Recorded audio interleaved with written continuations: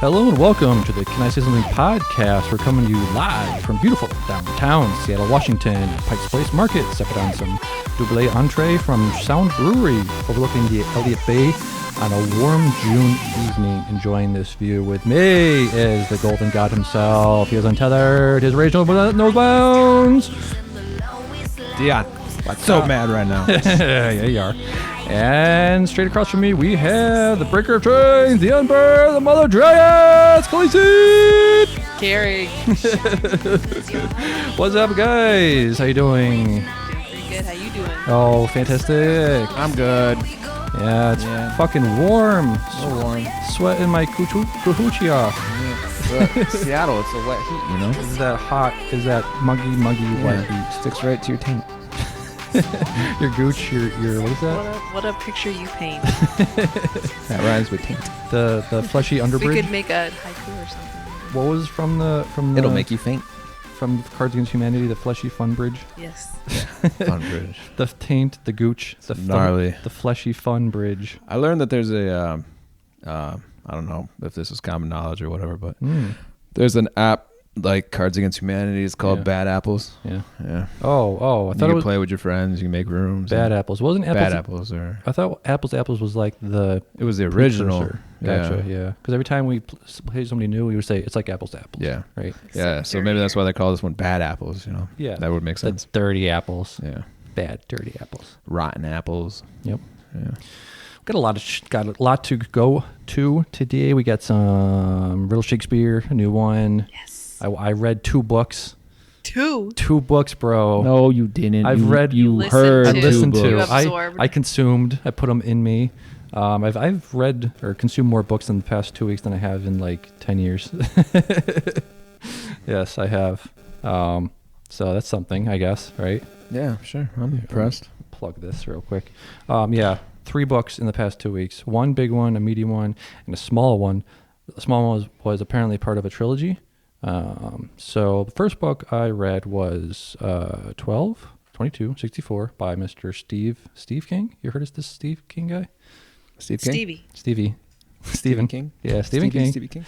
What's 12/24/64? 12/22/64. 12/22/64. Yeah, that's the name of the book? Do you know what happened on that day? I don't know. It sounds like a football call. 12/24/64? 12/22/64. 12/22/64? Kennedy died, shot in the face a couple times. Yep. So the book is about a guy going back in time to prevent the assassination of President Kennedy. Why would you do that? To try to fix stuff, I guess. The guy, the premise is an older gentleman finds a loophole, finds a portal that goes back to 1958. So because he's old, he has to wait 5 years until the assassination, but he's too old to do that. So he recruits this younger guy to do it. And he's this history buff, and he's like, if Kennedy wasn't assassinated, this would have happened, that would have happened. And so he recruits this young guy to go back in time. Was it just that he randomly went back to that year, or could he choose the year? Nope. Just It's randomly. Same place, same time every time, and it resets every time. So the guy was like, he went back like 100 times. He owned this diner, and he would go back and buy beef from that time for like 50 cents a pound or whatever, or 5 cents a pound, and he'd bring it back and like make a whole bunch of money. And then eventually the overlord or whatever of the time travel was like, that dude fucked everything up. He went back 100 times. He fucking took all this food, his money. Time stream's all fucked up. You got to stop that shit, man. And I didn't know what it was going to be going into it. It's like, is it a horror? It's probably not going to be a horror book. It's probably not going to be, that sort of thing. Is it going to be a mystery? Is it going to be a detective novel? It's a love story, actually. Interesting enough. Really, yeah. The guy goes back and he has to wait 5 years for the assassination to happen. So he's like digging around. He's like, there was somebody closer to him. It takes place in Maine, obviously, as all of his books start out in. He goes to Derry, actually. You know what Derry is? Derry is where it took place. So how many King books have you guys read or movies you've watched? That's a big fat 0. None? Zero? No, I read The Shining. The Shining? I read the Oh, okay, that's one. sequel. Yeah. Oh, I don't remember Dr. hardly Sleep. anything. Yeah, I don't remember that very well. Yeah. That might be it. Yeah.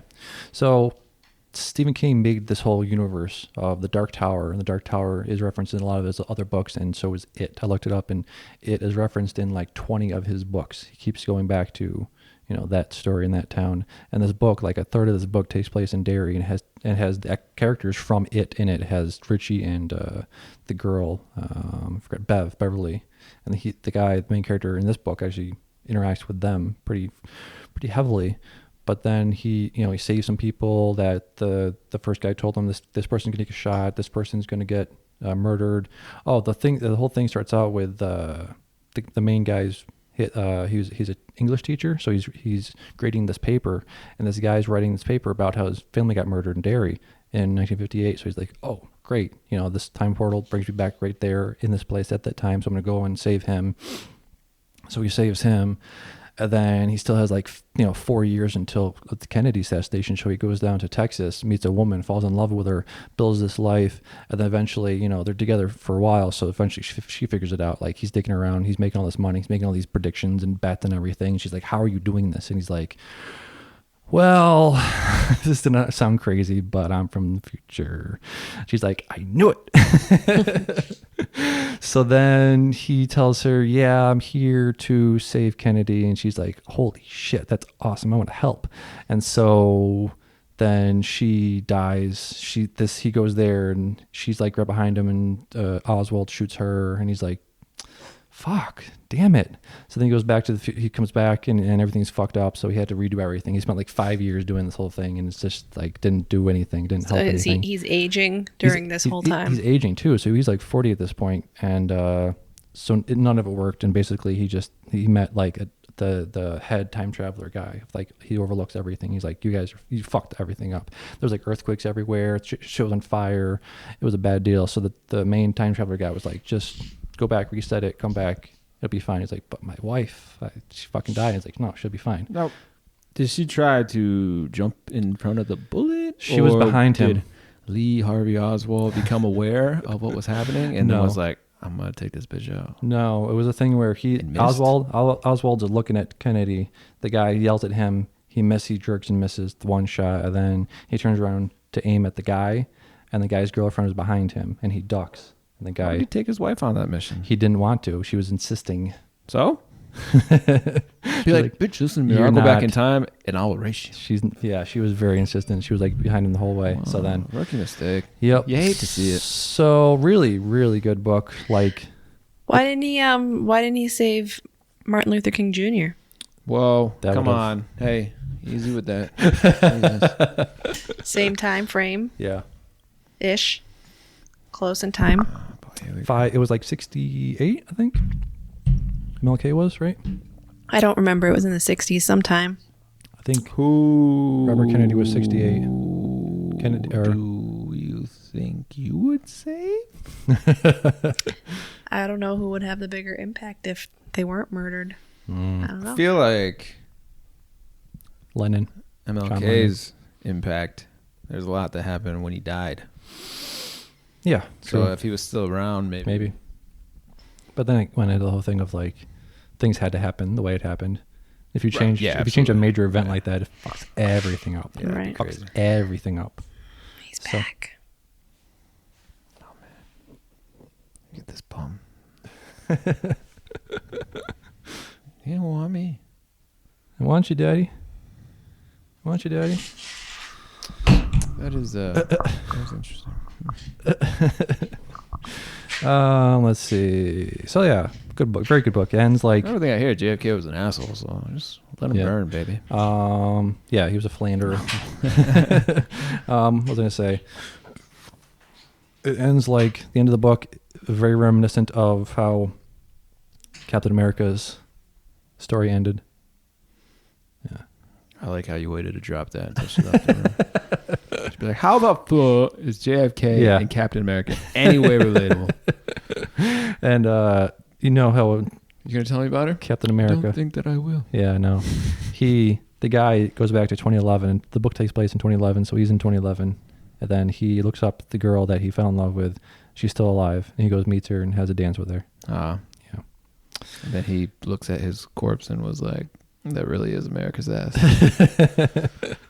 Exactly. So, yeah, I'm gonna wait till Carrie gets back to talk about my other book. What else we got here? I watched Killing Eve. I finished Killing Eve. The show about a detective in the MI5, MI6 thing. Yep. I finished that show this morning. Very good. Now, for the people that don't know, what is the MI5? It's like the British CIA. That's right. Right. Good for you. Or is it MI6? I think isn't MI6 invented for James Bond? Or is it MIB? Do you know? I have no idea what you're talking about. Is the MI5 real, or is the MI6 invented for James Bond? I have no idea. Yeah. I don't even know what you're talking about right now. Never seen James Bond movies. Killing Eve. MI6? MI6 is. I thought that was invented for Tom Cruise. No, Tom Cruise is in the MI. It's in the Mission Impossible group. The MIF. MIF. The Mission Impossible Federation. I just meant Mission Impossible 6. Oh yes, true. What number are we on? Am I right? The last one was 5. Yeah, so MI6. Fantastic movie. Did you see it? The No. Mission Impossible Fallout. Fucking amazing, dude. Just the stunts. Yeah. The stunts, like, separated from everything else. From, is it a good plot, good writing? No, I don't give a fuck. No. Amazing stunts. Now, you don't think there's something out there with better stunts than that? I mean, sure. What are you looking for? You looking for like a realistic action stunt? Like no. That seems like feasible. No. So I mean, like what? Like you could probably find like some crazy, kung fu movie where it was just the Raid. The Raid had pretty good stunts. I think if I watch John Wick 3, that'll have pretty good stunts as well. This movie was Tom Cruise actually on a helicopter. Like they had a net underneath the helicopter, but it was Tom Cruise hanging from a helicopter. That was in the previews too, right? Like he's inside the helicopter and he like crashes into the side of a mountain and he's puts his arm up and survives. To get on the helicopter, he jumps and hangs. Like Tom Cruise hangs on a goddamn helicopter himself.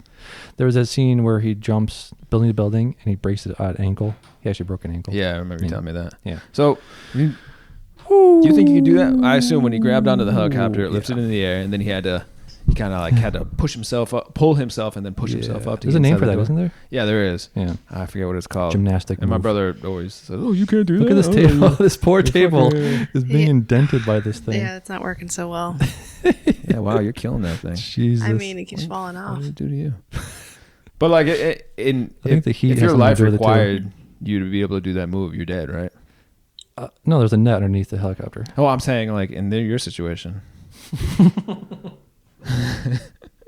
He's like, no, I don't need the net. And he's like, yeah, Mr. Cruz, I strongly advise you to use the net. No, it's good.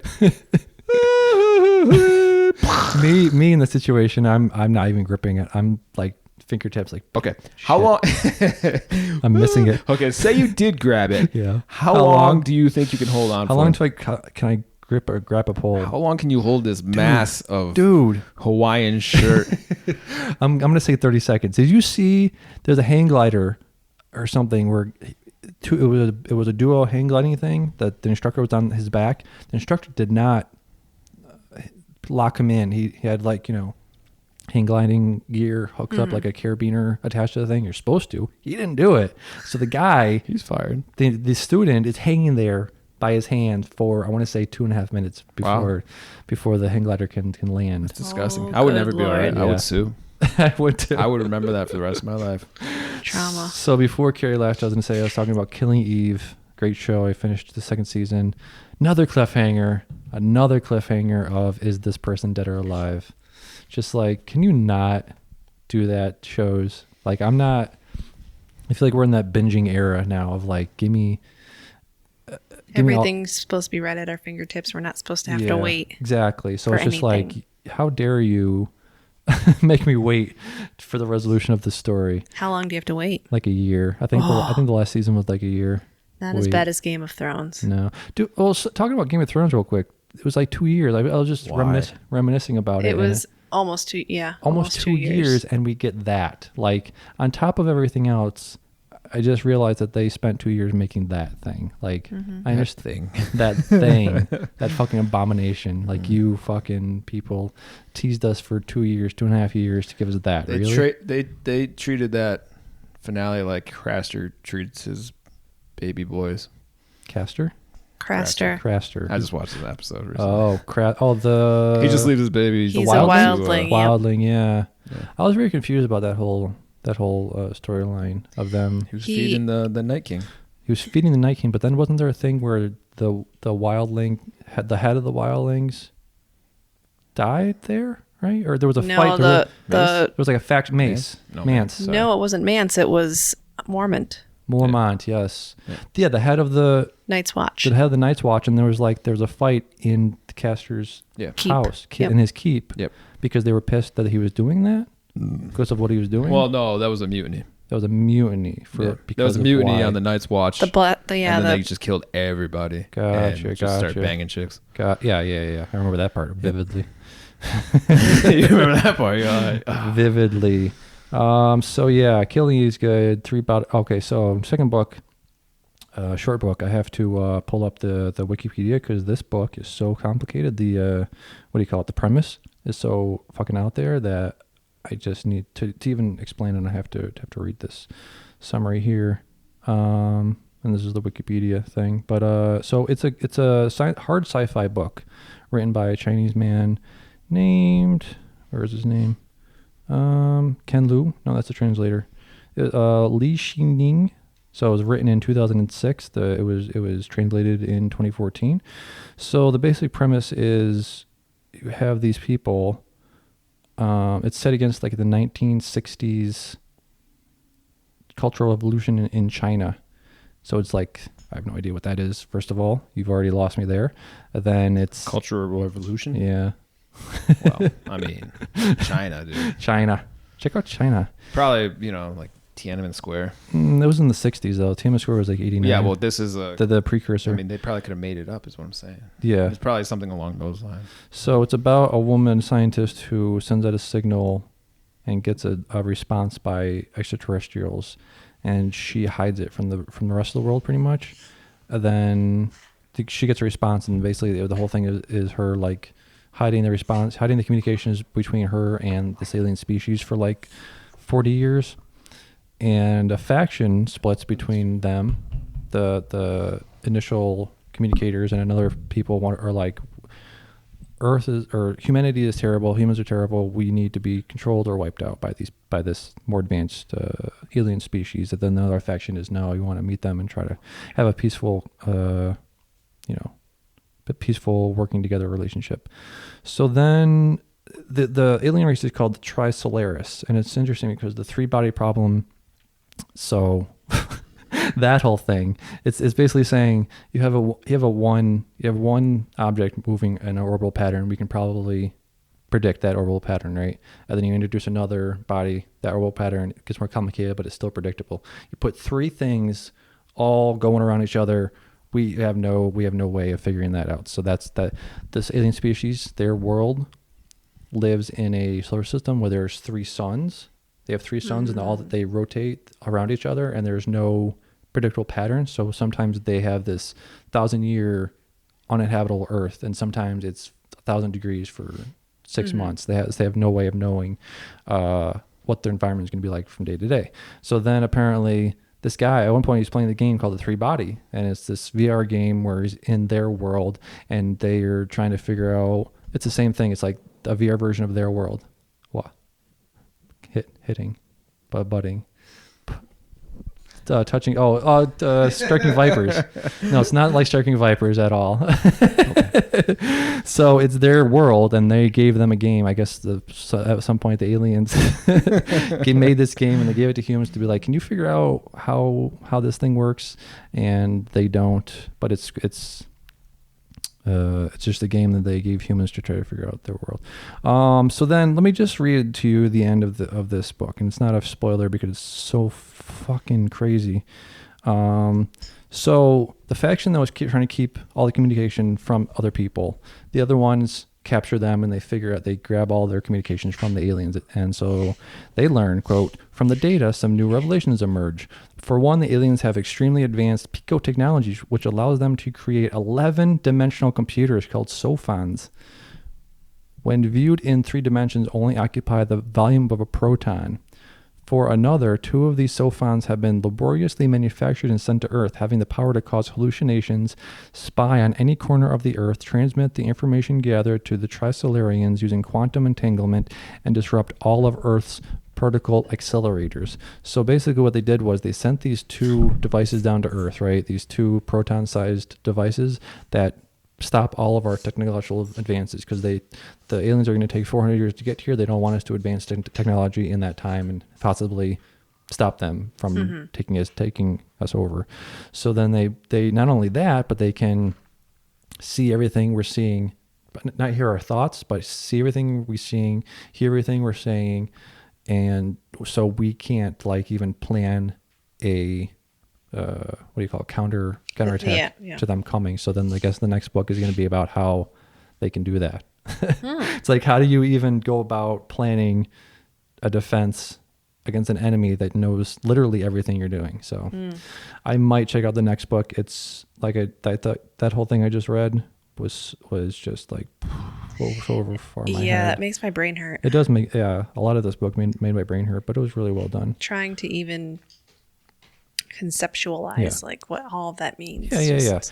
They were going into like, oh, there's the signal, and then the signal from so basically they used the sun as like a amplifier for their signal to go out to the rest of the universe, and then they were like, oh, the signal we're getting back is like waves, and then like a big wave means it's like a binary thing. Big wave means on, small wave means off. So it's like, oh, they're trying to talk in Morse code, and then they had to figure out the Morse code. And then there was all this stuff about like quantum mechanics and fucking nanotechnology, and yeah, it was fucking crazy, but a really good book. It's one of those that was recommended to me by Adam Savage. He does a podcast. He was the guy that did what was it? Mythbusters. Yeah. Really smart guy. Also Christmas with Deadpool. Christmas with Deadpool, yep. So those are my 2 books I read this well. I had them read to me. That's adorable. 11, 22, 64. I give that a 9 out of 10. 3-Body Problem, I would give it like an 8 out of 10. If I understood it better, probably give a higher score. So yeah, even at this point in your life, you're not too old to have someone read you a story at night. Yeah, you know? it put me to sleep sometimes. I was napping. So, I've been talking for a long time. Do you guys have anything you want to talk about before we get into Riddle Shakespeare? I liked the dream topic. Do you have any recurring dreams? Yeah. Oh boy. Do we want to get into that yet? I talked to Dion like what, 5 or 6 podcasts ago about that crazy dream I had, that visceral dream about how I was at Harvard with him. He like dared me or wanted me to go with him, and then I was like falling down the steps, and then I was on a bike getting behind. I crashed my bike into a ditch. You see, that's just, if you could sum up, if someone was like, oh, you went to Harvard, oh, what was it like? And you could sum it up in one like action, it'd be like, it was like falling down steps. Constantly, over and over again. The flight of stairs never ended. I have the thing of teeth falling out all the time. That's That's a thing. It is a thing. Have you looked it up? Yeah. I forgot what it was. I've had that before too. If you're ever getting older? No, it's like money, I think. Lack of money. Fear I'm going to punch you in the mouth? Yeah, or like lack of control, I think, in your life or something. See, I've had it where I've like gotten teeth knocked out. Oh, yeah. And I think it's because I had braces, and I was always so worried about having my parents paid so much money for me to have a nice smile. Yeah. Don't screw it up. I got hit in the mouth when I had braces, and the wire came out into my mouth, stabbed me in the mouth. Oh yeah, Okay, yeah. I had Kanye. in playing basketball, I slammed into somebody, and you could see like all the squares in my upper lip like imprinted. Oh, Jesus. Yeah, that was not fun. Oh, man. I had to like pull my lip out of my braces like Jesus. And then it was all like squares of blood. All right. Meaning, dreams where you lose your teeth are typically associated with feelings of powerlessness and loss of control. Yeah. Yeah. Makes sense. That is not one of my recurring ones. I've had that before, but I have 4 that I like dreams that I've had probably at least 10 times each. Crazy. Yeah. Do you have the thing where you're in school, like you have an assignment and it's due? No. Huh. No, because I was never really a procrastinator. I do have a school dream though. Okay. When I was in 6th grade, I went from being in this little elementary school to being in this big middle school. Right. And it was a really old, decrepit middle school. And I was only there for 1 year because in the year after that we moved to a new building. But all my classes were in like one hallway. So there was so much of the old scary building that I never even went to. Yeah. So I have this dream where I get lost in this old decrepit building and I'm like, I don't know where anything is outside of my one hallway where all my classes are, and I just keep wandering and nobody else is there. It's just me. Yeah. And I just wander and wander and I can never find my way out. I have a similar thing where I was in my old house when I was like 10 or 11, and it was just this thing of like going into the house, the lights are off. Like it's a recurring theme of not being able to turn on lights, and I can't see anything. I'm just like, put the fucking light on. And it's like I'm waiting for it's a weird light thing where it's like it's fluorescent light or something where I have to wait for it to charge, and I'm like, fuck, turn on. Yeah. Were you ever scared living in that house? Was it a creepy house? Not a creepy house, just like a lot of corners, weird basement. The basement was right next to the kitchen, and the door would be open, and I had nightmares about falling down into the basement, and the lights were off and shit like that. To dream of a light switch not working represents feelings about being unable to feel that safety is under your control. Oh. To dream of a light switch not working in a hallway may reflect feelings about being unable to safely make a change or transition in your life. A transition that you feel is not going to be easy. All right, I want you to interpret this one for me. My friend and I both have this similar dream that work together. I used to wait tables when I was younger, and I have the dream of like I get sat 20 tables, and like they just keep sitting people down, and I cannot get to all the tables, and there's like I'm so overwhelmed that I can't even do anything. Right. Like I can't even get drinks. I can't get people their soup. I can't put orders in. I'm just so overwhelmed that I just stand there staring at them all going, stop. Oh my God, it won't end. It won't stop. What does that mean?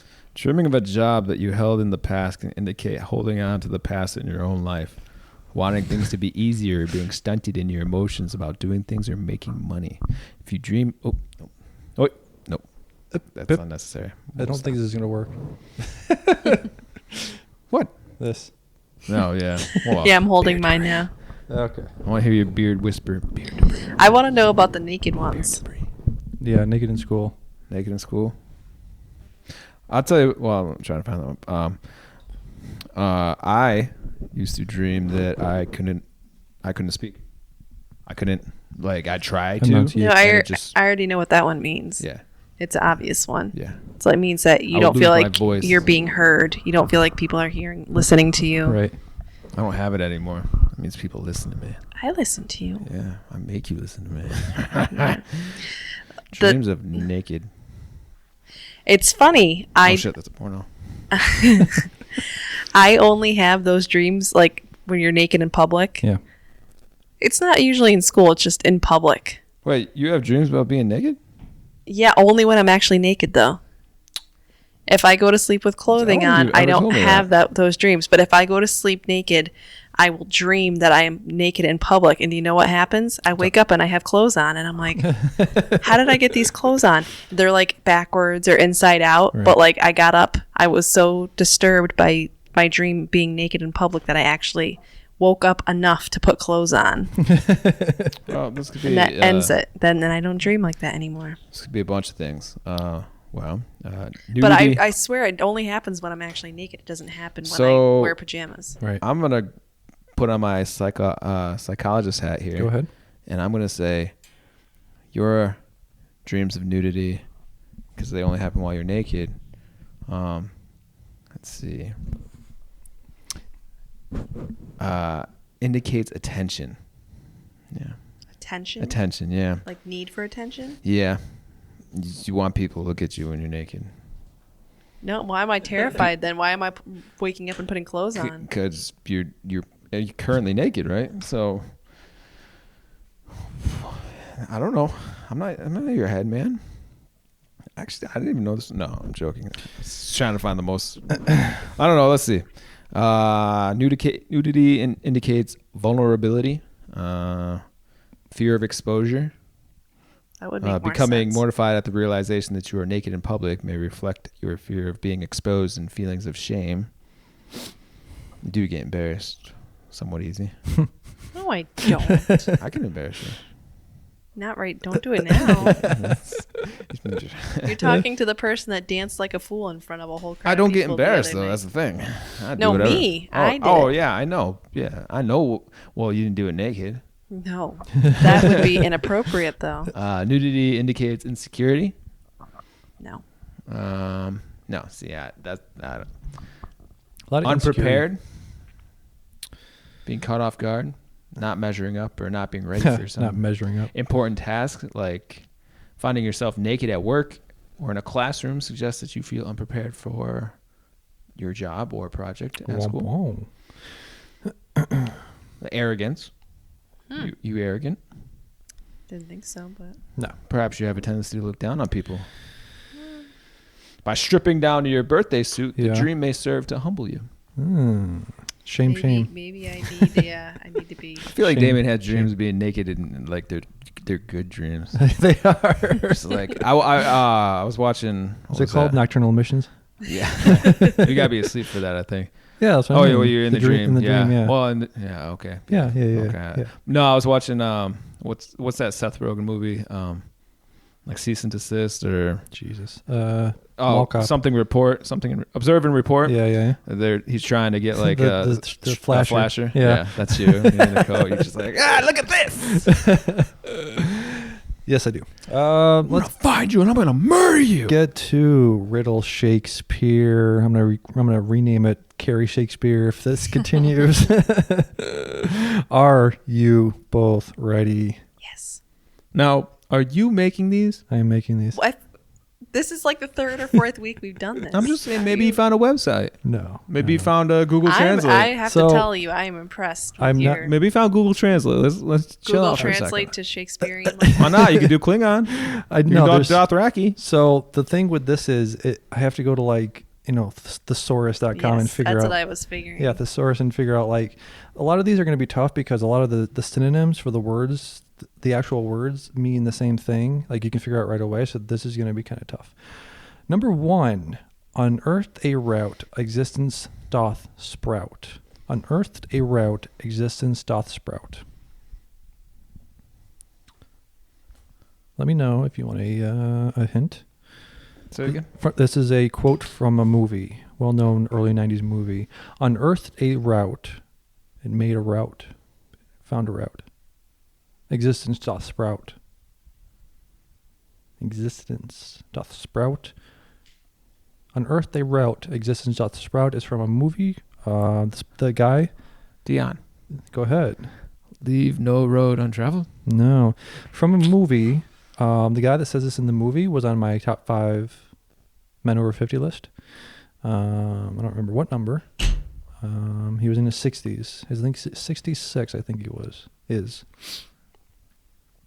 White-haired gentleman now. He was in this movie that it's from, and he was in the sequel to this movie in the early 90s. Yeah, I know what movie you're talking about. Can you say the quote again?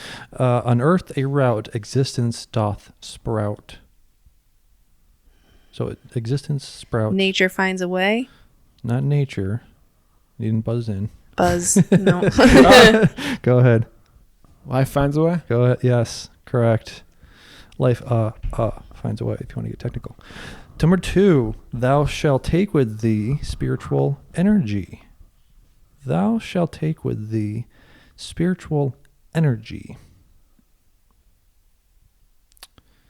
We got a from one of the. It's a movie from the 70s. Buzz? Is it a Buzz? Do we have a Buzz? Dion has Buzz. Take lock. When you take it, care for it. 1977. Say it again. You treasure it. Thou shalt take with thee spiritual energy. Take with thee spiritual energy. It's magical energy that was created for this movie.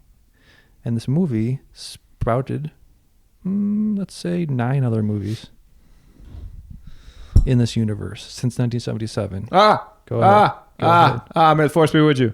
Yeah, I'll count it. You didn't buzz in though. But yes. Well, I said, Buzz. Did you do 2? Are you 2 up 2? Yeah, he's up 2 baby. nothing. Jesus Christ.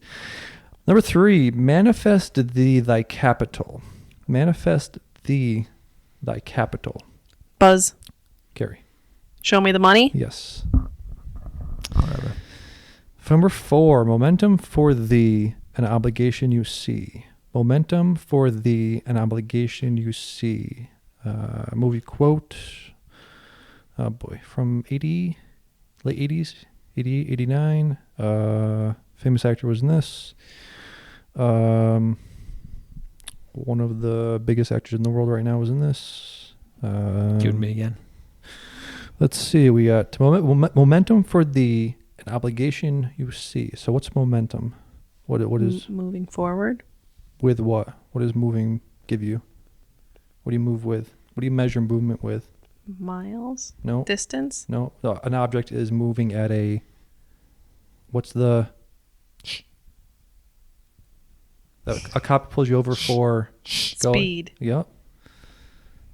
You got the word. Momentum for the an obligation. You see. It's an obligation. You see. It's not. Buzz. Yep. Buzz. I get a need for speed. Yeah. I got a need for speed. Yeah. Tied it up. Number 5, for all the realm. For all the I was gonna say it was America's all about that hot nasty speed. Eleanor Roosevelt. For all of the realm, be it me at its helm. For all of the realm. I got it. Give it to me. Dion. I'm king of the world. King of the world.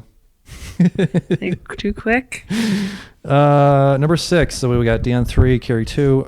Apprehension. Number 6. Apprehension of thee by air or by sea, including the mongrel, makes 3.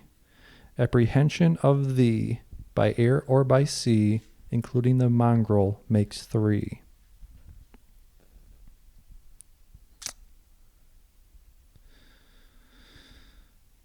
This might be the oldest movie I've referenced so far. Can I Google it? 1939, I want to say. Say the quote again. Apprehension of thee by air or by sea, including the mongrel, makes 3. Mongrel is what? Get off your phone. It's an animal. It's an animal. What kind of animal? A mongrel? Yeah. I don't know. A dog? Yeah. So apprehension of thee by air or by sea, and the mongrel makes 3. Oh, Buzz? Yeah. Ooh, I don't know if this is right. I'll get you my pretty and your little dog too. Yep. Oh. By air by sea references the fact that she was a witch in the air, Yeah. flying. Yeah. Yeah, sure does. Yeah, sure does. Is it tied?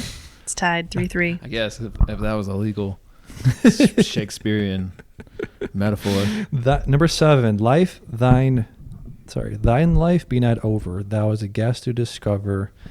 Thine has only grown bolder. Now, from now on, these are not movie quotes. We got just general life quotes. Thine life be not over. Thou as guest to discover. Thine has only grown bolder. So, I'm not. So, Ding. Go ahead. It's this is not the end. You've only just begun to live. You butchered it. No, I think you know the answer, but it's not. You didn't quite get it. Okay. No. You've only just begun to live. It's about living and dying. Like if you don't. Oh, sorry. Okay. You close. Carrie, do you have a guess? We got number. Okay, we'll do it again. Thine life be not over. Thine is a gas to discover. Thine has only grown. Thee? How do you say thee? Yeah, thee has only grown bolder. If It would be thy. Thy has only grown bolder. Thank you. Thine life be not over. Thou is a gas to discover. Thou. It would be thou. Thou, Are you? Thou means you, I think. Thy is I. Thine, yeah, thine, my life is not over. Thou means you. You're a guest to discover. Thy has only grown bolder. Oh. Oh wait, you said it's not a quote anymore. It is. Well, it's not a movie quote. Rumors of my demise have been greatly exaggerated. No. God, come on. Well, I should have. That was a good guess, but it's not the correct guess. It's all right. Let's see. I get half a point. If you're attacked and you're almost dead, but then you come back and you are what? Back from the brink. Yeah, but if you are, Death. if something. Oh, buzz. Okay. What doesn't kill you makes you stronger. Yes. It's very close to what you said, but not. I think what I said was closer. What did you say? I said the rumors of my demise have been greatly exaggerated. That's pretty good. What is it? I'm winning now, right? You are 4-3. I guess. 4-3. Before need a judge. So this is a complicated one. Before thee a course lay, an array for the way. Thine elects the infrequently surveyed. Before thee a course lay, an array for the way. Thine elects the infrequently surveyed. Take the road less traveled? I mean, you got half of it.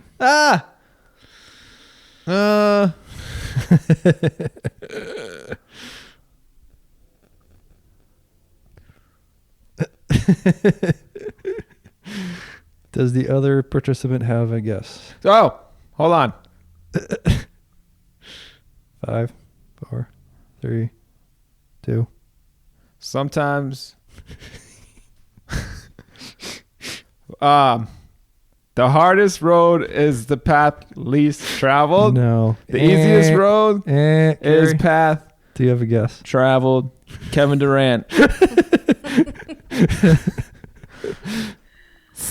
bitch. I can't think of how it Yeah. goes. Down to South Beach. It's the poem, right? It's a poem. Jack Frost. Not Jack Frost, Robert Frost. Oh, wait. I've got Yeah. miles to go In- before I sleep. That's not him. It's something like in my life. No. No? I get half a point, right? You're in a forest. You're in a forest and you see what? A fork in the road. Yeah. Well, let me see. Anybody have a guess? It's Road less traveled. yeah. I mean, you got it. Something. Road less traveled. Yeah, basically. Yeah. I'll give you half a point. Half a point. That's all I wanted. I was the one that said it was from the poem. That had nothing to do with the actual quote. I said hardest Do you road want to? path traveled. Anybody want to have a final Give it to guess? us. Okay. There we go. 2 roads diverged in a wood, and I took the one less traveled. The path less traveled. Yeah, I don't know the 2 roads part, but Before a course lay, an array for the way. Yeah. So you got to have a point. You got, what was it before you? She got nothing. It's Four- 4 to 3.5. All right. You can stop. You can stop with your little insults over there. You're yabbering. I need. You need all the points you can get. Just play the game, man. A, I'm playing the game. a stride. Okay, hold on.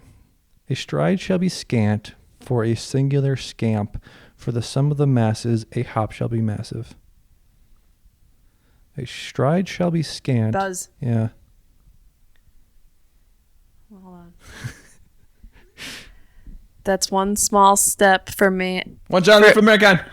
We both get half. She would have had it. We both get half. She would have had it. You can't. You're making me mad now. Yeah, I'm trying to get in your head. So it's well, I mean, you kind of lost anyway. It's like, it was 7 There's only 1.5 ahead it was of me. 4-3, and then it was 4.5, so it's 5 to 3.5. You already lost. So. Yeah, so it's 1.5 ahead.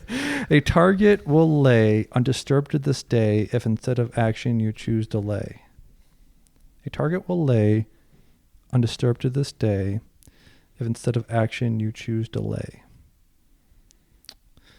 This is a quote by Michael Scott, but he didn't say it. It's not him, Michael Scott original. Mm-hmm. Yes, okay. Buzz. You miss all the shots you don't take. Yeah, by who? Oh, really? Wayne Gretzky. Yep. And Michael Scott. I was just going to say that being an asshole. I was trying to think of what I was going to say, shoot or shoot. But I'm like, there's something. Shot. You got off to a good start, man. But You can't start quoting Office around me. What else we got? I have a game too, but we can play whenever. We don't have to play it now. We can start the top 5 if you want to start. Oh the top yeah, 5. I always forget about the top 5. It's our thing, and I always forget. Top 5 movies from 2000 to 2009. So I want to talk about this a little bit because there's like the best movies are like, let's say the Mount Rushmore of movies from 2000 to 2009 are No Country for Old Men, There Will Be Blood.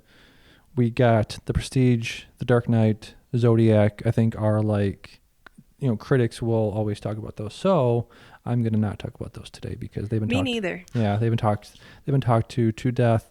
So I picked my favorites of those years, and I'm gonna start off with number 5, Shaun of the Dead. Hold up. I got a Shakespeare shit for you. Jesus Christ. You ready? I'm not, Actually, but go ahead anyway. It's not Shakespearean, but It's not Shakespeare. You ready? I'm ready. I've been born ready. You should know this. Hold on, I gotta figure out how to pronounce that real quick. It's doth. It's the thou. It's thest. It's hest. It's You had to interrupt us to. You ready? You ready? Go ahead. We're ready. Okay.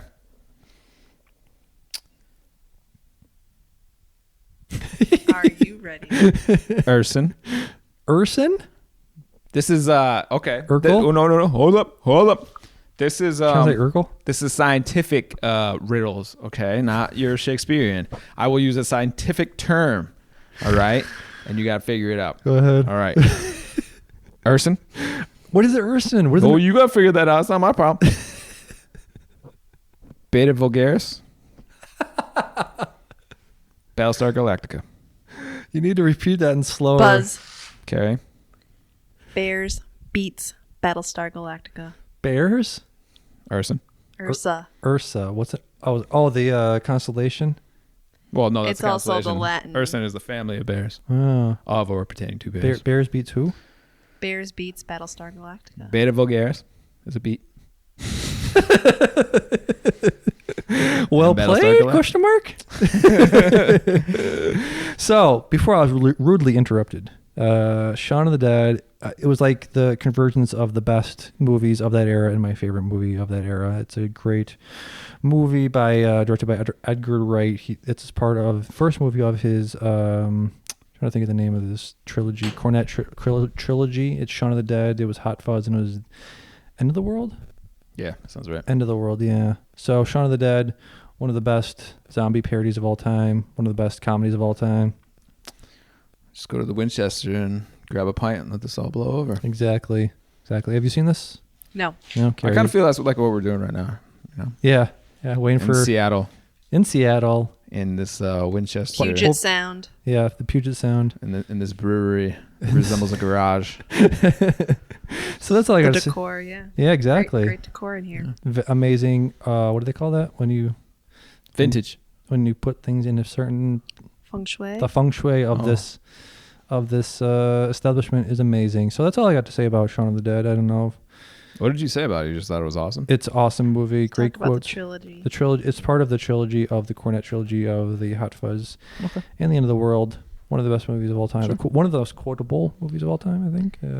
Bill Nighy. First time I saw him in the movie. You know what's fun? No. when they were beating the zombies to the rhythm of Queen. Oh yeah. Don't Stop Me Now. Don't Stop Me Now. That was hilarious. Yep. So, Carrie, what's your number 5? Number 5, I'm going with an animated movie. The Incredibles. Okay. I actually loved Incredibles 2 more, but I enjoyed Incredibles. One of my favorite animated movies. All time? Well, yeah, one of my favorite animated movies of all time. Yes, it's good stuff. I like the baby. The baby's the best one though. Who was featured more in the second movie, but I did enjoy the first Incredibles too. Yep, that is my only animated. The first Incredibles too. The first Incredibles also.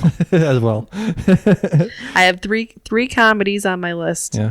1 romance and 1 animated movie. There's a lot of Pixar movies from that era that I wanted to include. Did I include any of them? Yes, I did. Yeah, there was so many. Toy Story 2? Was that? Could be. I can't remember. I want to say it was around. Yeah. 2000. Could be around. It's 2000. insane. That movie, Incredibles was, well, all of the movies from that era. Incredibles was 2004, I want to say. And then you go back and look at that now, and it's just like, animation is just so dated. Holy shit. Even like 15 years ago, you're like, wow, I can't believe that was like cutting edge at that time. Yeah. Yeah. The guideline was 2009. The who? Guidelines were 2000 to 2009. Yes. Okay. Yeah.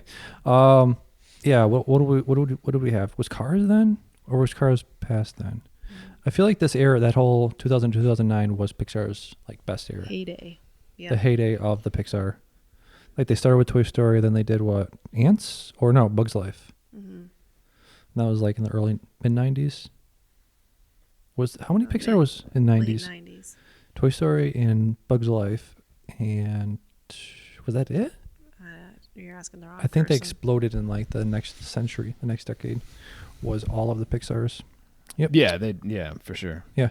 Dion, what is your number 5? Best movie from 2009? Gladiator. Interesting choice. Yeah. Well, why do you think that's interesting? I would not have. I know you like that movie, but I didn't think that movie of you was putting huge. it in the top 5. It was huge. Yeah. Russell Crowe's second best actor Oscar after the math guy. Beautiful Mind. Yep. And Gladiator just speaks to me on one of those levels, you know. Are you not entertained? Yeah, and there's just this whole revenge thing, and it was just. My name is Maximus something. Yeah. Leader of the thing. Father of the Aurelius. thing. Yeah. Maximus. I'm the father of the thing. Wife. Husband of the thing. Husband of a murdered wife. I'll have my vengeance in this life or the next. Yes. One of the best quotes of all time. Yeah. One of the best quotes. Your Queen Phoenix was a motherfucking asshole. Yeah, Queen. Man. Yeah, Queen. I heard that's who Joffrey, the actor who plays That's Joffrey, appropriate. based his character I can see a lot of those mannerisms. Yeah. Yep. I hated your Queen's character. Man, he does that thumb down thing like real assholey too, which is good. I mean, that was like that was some peak. I feel like he needed to nail that part more than anything he said at all. But when he was like, he did that freak out scene, like trying to get his sister to do him, but he was like super like, why would you love me? I was like, Jesus, fine. Russell Crowe's had a sort of a comeback recently. He was down for a while. He had Gladiator, and then he had Master and Commander. And then off the scene for a while, I feel like. And then he was in a movie with my man, right guys, in The Nice Guys, like 2 years ago.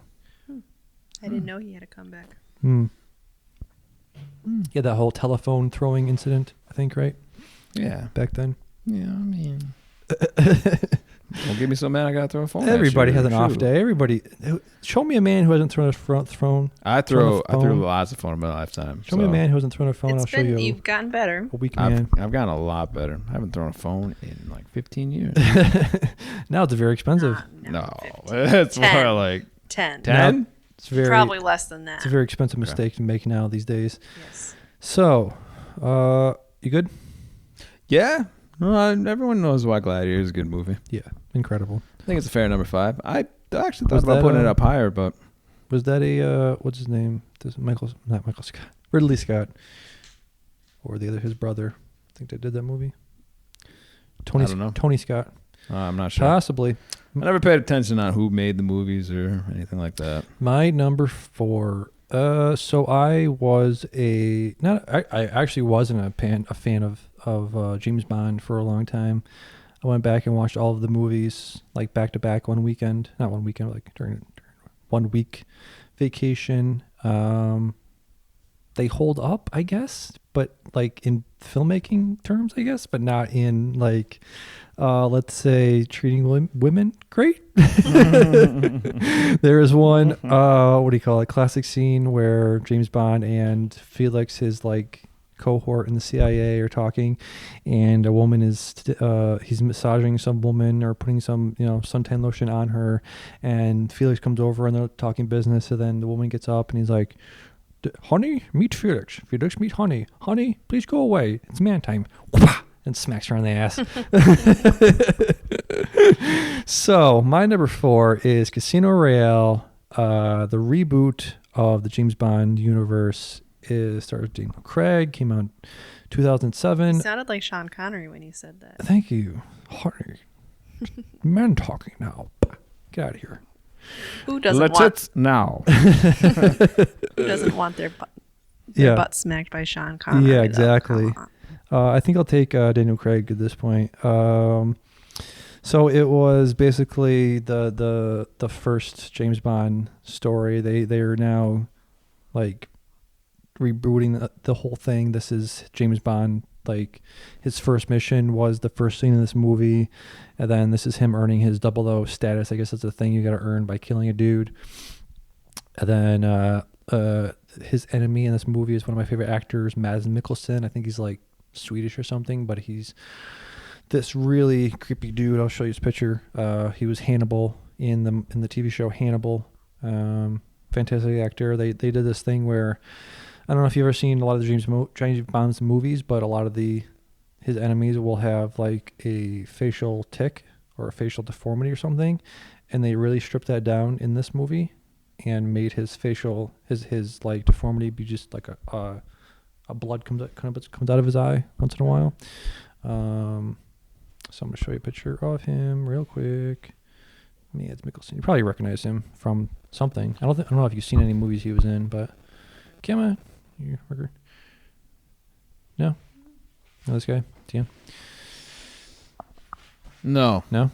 No. Looks like a mix of Viggo Mortensen and nope, not anymore. No. Now it looks like Steve Buscemi. He's in the new Death Stranding, the new Hideo Kojima game. Okay. Yeah. So great movie. Great. One of the all-time great torture scenes. Have you seen this? Fun. Dion? I don't know. No.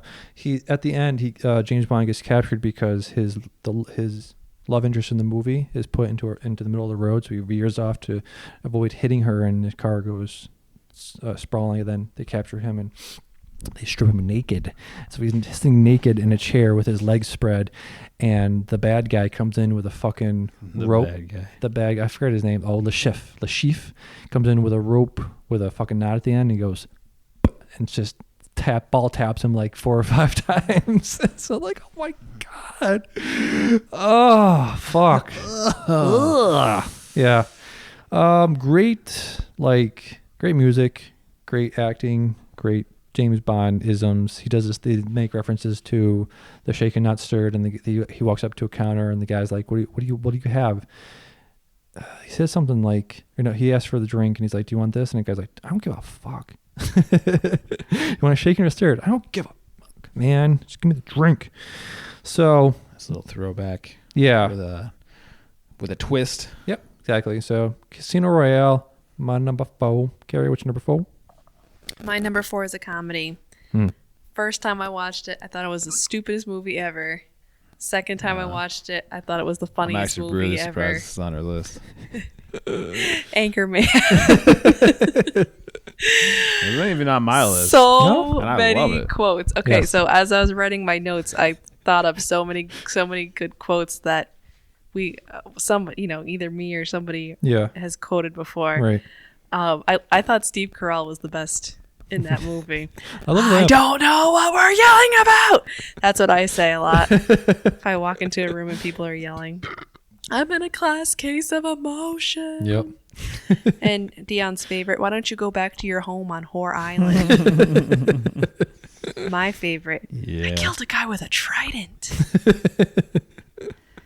So many quotes, so stupid, but I like the ones where funny. Paul Rudd is talking about his cologne, like Steel Panther or some shit. 80% of the time, it works. 30% of the time. Wasn't it more like so dumb. Like 70% of the time Yeah. it works every time. Yeah, something like that. But I mean, I know a lot of people that hate this movie, and I get it. It smells like a burning diaper. It's so stupid. But Smells like Bigfoot's dick. I must have an immature sense of humor. Yeah. I think it's hilarious. Yeah. It's absolutely hilarious, but to say it's a good movie is Well, I'm rough. not saying it's like these are my top 5 most critically acclaimed movies. These are my No. top 5 favorite movies. Favorite My movies. personal favorite movies. huh? Yeah, you have to go by favorite. Okay. What did you think this was? Well, mine, but yeah, it's personal favorites. But I Yeah. thought like if someone like if Damien's was Casino Royale and you're like, sorry, dude, it's Anchorman, you know, like just I thought you were just going by your experience. My experience? My love. My My love. And the part in Anchorman where the guy, Jack Black, throws the dog over the bridge. Baxter! You took something I love, I'm taking something you love. Yep. It's just like spinning. Yeah. So what do you love, man? Oh, I love doing the news. Oh, my dog Baxter. Okay. Dion, what's your number 4? That you're just number figuring out right now? is Remember the Titans. Okay. Right, guys. One's in this fucking He was. thing. He was. Really? Best this role. one I expected best even role. less than Gladiator. His best role. He had this one moment where he gave his job to Turk from Scrubs, and like they had this hug. Okay. But yeah, All right. so basically like Scrawny Rye guys. scrawny rye guys, just like everything he's ever done in life, he gave up, and he realized he wasn't good enough, and he let someone better do the job for him. Okay. So I see what you're doing there. and then Turk came in and he killed it. First play, he drilled this dude, and it was great. Wow. It was great. I don't think Rye guys could do that. No, he's like, Coach, take me out. I can't keep up with these guys. Okay. This is happening. I'm just allowed this to happen. For a movie you love so much, you sound like you're mocking it a little bit. No, He's mocking my Rye love. guys. He's mocking my I love. thought it was good. Denzel Washington plays. It was great. This was Hayden Panettiere at her finest. Close, but not quite. Yeah, it's close enough. Turk was in this movie. There's this moment. You have watched it? Yeah, of course. Have you? Yeah. Okay. Okay. And you're like, oh, that's okay. Yeah. Like, what? No, do he you, laughed at you and he said, You laughed. Is this something you disagree with? Yeah. In this movie? I think you just. You didn't like the parts where the whites and the blacks came together, did you? I didn't. You didn't. I hate that. The statement, it for was the making. record. For the record, I'm for segregation. That's, Yeah, clearly. Should have continued. For Segregate. Remember the Titans out of this list, yeah, right? Yeah. Jesus. No, when they were at that camp, and it's just like, oh yeah. Just like that. Just like that. Denzel Washington gets up there. He's like, we're all not going inside until you learn to love each other. Mm. And they're all just like, fuck this shit. This is stupid. But it kept getting worse and worse and worse. And then there was just that one moment they were on the football field. And he knew that dude kept dogging him on the blocks. Right. And he was just like, and they do that whole thing where it was just, Yep. he's like, The what? left side. He was like, hey, he goes up to Julius, and Julius was like, bitch, white boy, what the fuck you doing right now? And he's like, strong side. He's like, left side. And Julie's like, strong side. And then after that, it's just, they came together. That's a hell of a message, man. It is a hell of a message. Loved it. It was great. Okay. Good movie. How dare you? Dare you? This is an important movie in It's an important movie. United States history. And you're over here. Poo-pooing I guess. I liked it. Poo-pooing It's a it. great movie. not on my I'll list. watch it every time I see it on TV. I don't care. Glad for you. I'm glad for you. I'm Yeah. gonna wait till you hear my number 3. Carrie talked about The Incredibles. I think this movie that I'm talking about is going to hold up for a very long time, just because it's not based on like now. It's not based on like, it's a timeless movie. It's a timeless message. Wall-E. Probably are predicting our future pretty astutely, I would say. The Earth is covered in trash, and Wall-E's job is to organize that trash, box it up. I think, right? I've never seen Wall-E. Wow. I know. Was he? Get the fuck out. I thought it was just a junk robot. But like his job, he had a job to Maybe do. that wasn't. He's And then boxing up trash. the Junk new robot. like Eve came down and was like the new version of him or something like that, or she had some sort of. Yeah. I thought no, actually, I don't know if I remember that movie in a while. Once I thought when it came Wall-E out. was kind of off the grid. He was like he was the older version, and then Eve was the new version of him. Okay. And instead of replacing him, they joined forces to do something. Well, it took some time though. It took some time. I probably should have researched. I just remember the first 20 minutes of the movie being like fucking perfect, sort of like Up. I think this and Up and like Ratatouille were like Pixar's like peak. I don't think they've reached the peak of these 3 movies. Just incredible. Right? Okay. Have you seen those 3 movies? Wall-E and Ratatouille and Up. Actually, I have not seen Up or Ratatouille. Oh, I've seen. I feel like half. I feel like if you avoided Up based on the thing you said about it. I might not watch it. Carrie, you seen Up? No.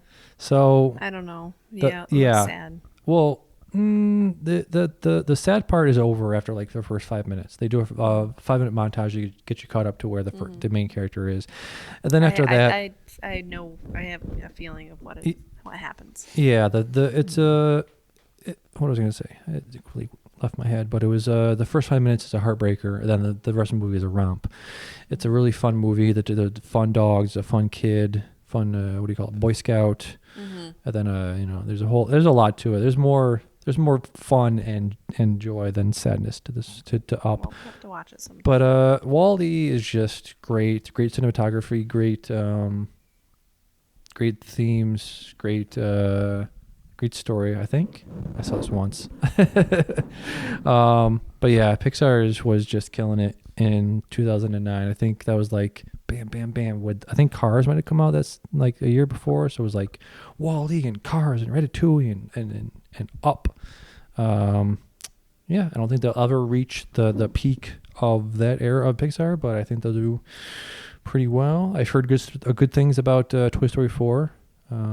So looking forward to what they got coming up. But yeah, Wall-E is just that first 20 minutes is incredible. So I'd recommend it just for that.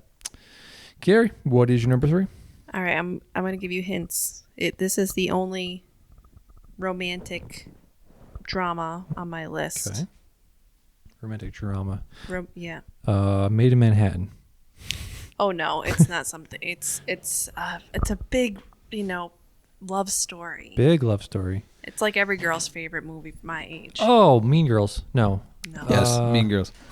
It's not a comedy.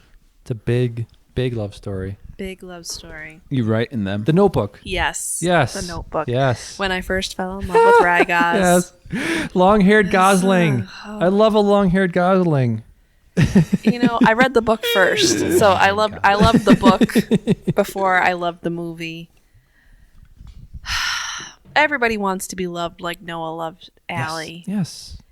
And it related to me on a personal level. Like Right. he wanted to be with her so badly and couldn't for such a long time. And I went through something like that where I wanted somebody so badly, and it just was like all I could think about, and not being able to have them. Aaron, I'm sorry you can't have her. It worked out for me in the end. But yeah, it spoke to me. Yeah. The book and the movie. Yeah. And stuff. And then I don't know if you've seen it. Have you seen it? Yeah, of course. Okay. My God. So you see them when they're young, and then you see them when they're old. Yeah. Very sweet. Yeah. My God. Do you have anything to say? Oh, I have no comment. I love how like my overindulgence of Ryan Gosling has led to you like hating him. I feel like if that wasn't there, you wouldn't have this hate for Ryan Gosling. I'm gonna be honest with you. I actually honestly forget that he was in The Notebook. He was like one of two people in that, dude. Yeah, Rachel Jesus. McAdams. Was Rachel much McAdams, better. one of my favorite actresses. I like her too. Speaking she was of very like, good in that movie. Yeah, speaking of like time travel with the Stephen King book, Rachel McAdams was in like 2 great time travel movies. She was in The Time Traveler's Wife. I read that book too. Yeah. And she was in About Time with this British guy, I think. But yeah, it was. She loves those time traveling movies. She apparently. was also in the one true romance of that the 2000-2009 period that you're talking about. The romance movie that transcends Notebook on every level. Mean Girls. Mean Girls. Of course. She's in this movie with not Keira Knightley. What's her name? Rachel Weisz. They're in this new movie where they scissor. Oh, shoot. Yeah. Rachel McAdams is fucking incredible. Love her in many, many, many things. Yeah. Like her face. She's a very bubbly person. Yeah. All the scissoring. Yeah. Yeah, just Google Rachel McAdams time travel movies and Rachel McAdams problems there, bud? scissoring. Yeah. So The Notebook, incredible. Long-haired Gosling. One of the only times I feel like long-haired Gosling has appeared. Yep. He was in this movie called also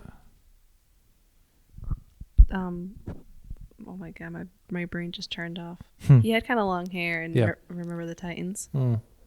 Yeah. A rare look from a Gosling.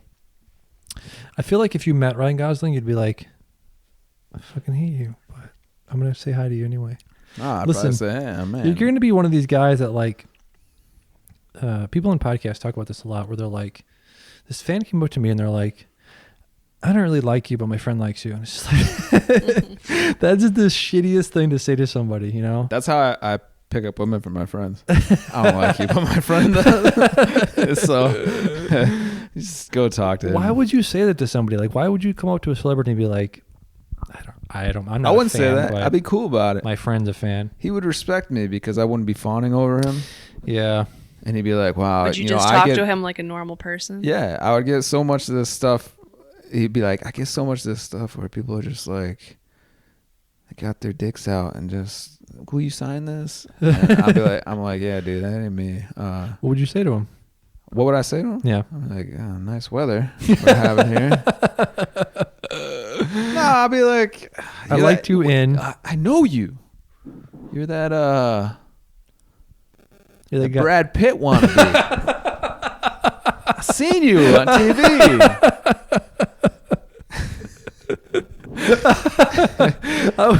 He'd get a kick out of it, but then he'd realize I was being serious, and then I don't know where it's gonna go from there.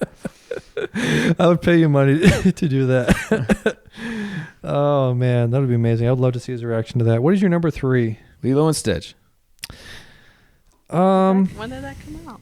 That came out that. It's the fluffle. I'm sure you can quote that whole movie too. But what year did that come out? That must have been like 2000. Check. That was probably like on the cusp. Yeah, 2002. Wow. Really? Yeah. I feel like your love for that movie came before we were together. Must have been right around the same time. Maybe I was a psychic. Saw it coming. I love Lilo and Stitch. Why? It's just... He's it's so adorable. Fun. He's so fun. And the message. Yeah. You know, it's just, and the Elvis. Ohana. Lots of what Elvis. Is it? Ohana. Ohana. Ohana means family. It means no one gets left behind. Oh. Yeah. And they go, she gets taken to space, and then he has that thing where the older sister doesn't know he can talk, and he's like, Ohana. It's like, oh shit, it's getting real in here. Ohana means family. Family means no one left behind. That was a great impression. You fucking rat. Fine. the Lilo, holy crap, though. She cracked me up in the beginning. Like, the social worker and stuff. And she said, just leave me alone to die. She's got like these voodoo spoons. Yeah. And she puts them in a pickle jar, and the social worker's watching her. And then she like closes the lid and starts shaking it violently. And then she like slowly looks up at me and she's like, my friends need to be punished. And as soon as the social worker leaves, the older sister like closes the door, and Lilo's standing. I'm really surprised he didn't put this at number 1. Yeah, right? And she was like, ah! She just books it through the house, and the older sister's chasing her. I'm gonna kill you. How is this not your number 1? It's like your favorite movie ever. It's my favorite animated movie ever, for sure. Really? Yep. Interesting. Over Aladdin, over Lion King. No, actually, you're right. Aladdin's my number 1, and then Lilo and Stitch. We have to do animated movies sometime. So, what do we got? Number 2, one of the best Quentin Tarantino movies, one of the best Brad Pitt movies, one of the best, what's his name? That guy from X-Men. Yep. Peter Dinklage. Yeah. You nailed it. What is his name? Michael Fassbender. Hugh Jackman. Michael Fassbender. That's what I was going to guess. Let me see. Who else is in that movie? That's yours. Michael Fassbender. Let's see. IMDb real quick. Inglourious Bastards. My number 2. Wait, 2? We got 2 already? Holy shit. So, let me look up the cast list. Michael Fassbender. We got one of the first portrayals of Christopher Waltz. We got Brad Pitt. We got Michael Fassbender. Michael Brühl. BJ Novak from The Office played a psychopath. Not a lot of known people. I thought there was more. But yeah, first scene of this movie is one of the best. Like we talked about, like what was it, WALL-E? Dan's doing the shuffle of the Jew hunter. One of the best opening scenes of all time. Carrie, have you seen this movie? I have. I've only seen it once. Yeah. I don't remember a lot. So of it opens with the Jew hunter looking for obviously Jewish people. He I do remember that scene. Yeah. Somewhat. Yeah. They're like hiding under the floor. The girls are hiding under the floor, and the Jew hunter is interrogating the owner of the house, and he's just asking him questions, and it's just the really intense, very intimidating scene. It is, but doesn't he do some kind of like quirky, funny kind of things too? Like, yeah, possibly. I think this was like more subdued, more him just being like, was smoking a pipe. It's like, you want milk? Do you want a pipe? So what are the cheese? I think there's some psychology in it, like kind of like, you know, threw him off a little bit. Like it seems quirky to us, and that just might have been like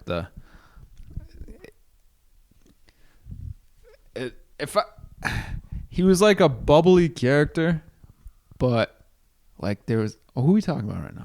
The Christopher Waltz character, the Jew hunter. Yeah, he's a bubbly character, but like when someone's cracking jokes like that in front of you, the way he does it, you're just like, I'm not gonna fuck with this dude. Like, yeah, like, and he brings like an air of like, the things he says, like, you're not gonna outsmart me. Like, I already know the answer. Make it easier for yourselves. Yeah. So that's why he can make these jokes like, I would love some milk. Aren't you going to offer me some milk? Yeah. That's why he can get. I don't think he's intentionally being funny. Yeah, that smile is basically kind of like this could be fun for all of us, but it's not going to be fun for all of us. I take that back. But you might be able to walk away from this. That was after he had them captured. Yeah, it is a very the whole movie is a very like fantasy. It's a circle jerk of like just here's what will happen if I had my way. You know, the Quentin Tarantino of like here's my indulging my fantasy of killing Hitler and killing all these Jews and how the World War II would have went. So you know it's that sort of thing of like it's cool. A lot of ultra violence, a lot of like feet again. Like dude, what is with him and feet? I feel like there was feet stuff in this movie too. Oh, was it? I think so. I mean, you get a character like that, you know there has to be some kind of weird. Yeah, he took off her shoe. Like, just dude, what is with you and feet, man? It's gross. He was in the movie you talked about top 5 '90s movies of From Dusk Till Dawn, where he's got Selma Hayek's foot in his mouth. I take it you're not a fan of feet then. No, not really. I know you're not a fan of feet. Nope. Dion is not. It's just like it's a thing. Well, I mean, I don't care if you clean your feet. Even if you clean your feet, it's just like there's so many crevices for things to get into. Some feet are just straight up nasty. But I've never looked at a foot and was like, "That's a good foot." Yeah. No, you know. And otherwise, I just kind of like, you know, that's a foot. Yeah. That's just a foot, and I don't think of it. No sexual. No. I will tell you though, something that turns me off to no end is like. When I don't like seeing it on dirty socks. Don't like dirty socks. No. We've had this conversation before. But like I've been to like fires and stuff where like, you know, girls running not barefoot, but they're just got like dirty socks on, and it's just like, what? Like just take the socks off. Like, you know, I see the dirty socks and it's just like, ugh. You know what the worst thing in the world is? Putting on clean socks and stepping in with something wet. Yeah, that's awful. The worst. Yeah. The worst. Maybe it's something. Maybe it's a problem I have with socks. Maybe that could be one of your things. Those minor inconveniences. Yes. You have on the list. Every time your enemy puts on clean socks, he steps in something wet. Yeah. Minor inconvenience, but it's annoying. It's the worst. It's like I can't wear the sock anymore. It's true because I do put socks on to avoid like stepping on like a squished cracker and it sticks to my foot. But then I put socks on, you step in water, and it's like, I fucking did this to avoid situations like this. I tried to avoid situations like this.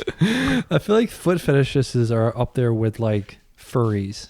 Yeah. The weirdest. That stuff's weird. Well, I do not like feet. I really do not like long toenails. Especially on dudes, but on women too. I do not like long toenails. They gross me out. Oh yeah, sometimes like my pinky toe, right, gets long. It's crazy what it does because everyone's pinky toe is like jacked up. Everyone's got their own thing to it. We don't need it anymore. Just get rid of it. You really don't. Yeah. Is evolution going that way? Yeah, it's just getting thinner and thinner. It's going to go crazy away eventually. But so my toenail, it is like. It's not like a curve like all the other ones.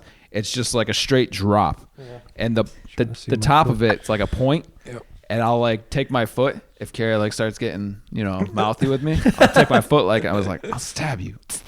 I was like, come here. If we're in bed, I'll try to stab you. You got fat pinky toe, man. I got fat, hairy pinky toe. I got fat. Freaking nub. Look at this. Like I think my dad had something on his big toe where it's like a callus. It's bunion? A bunion.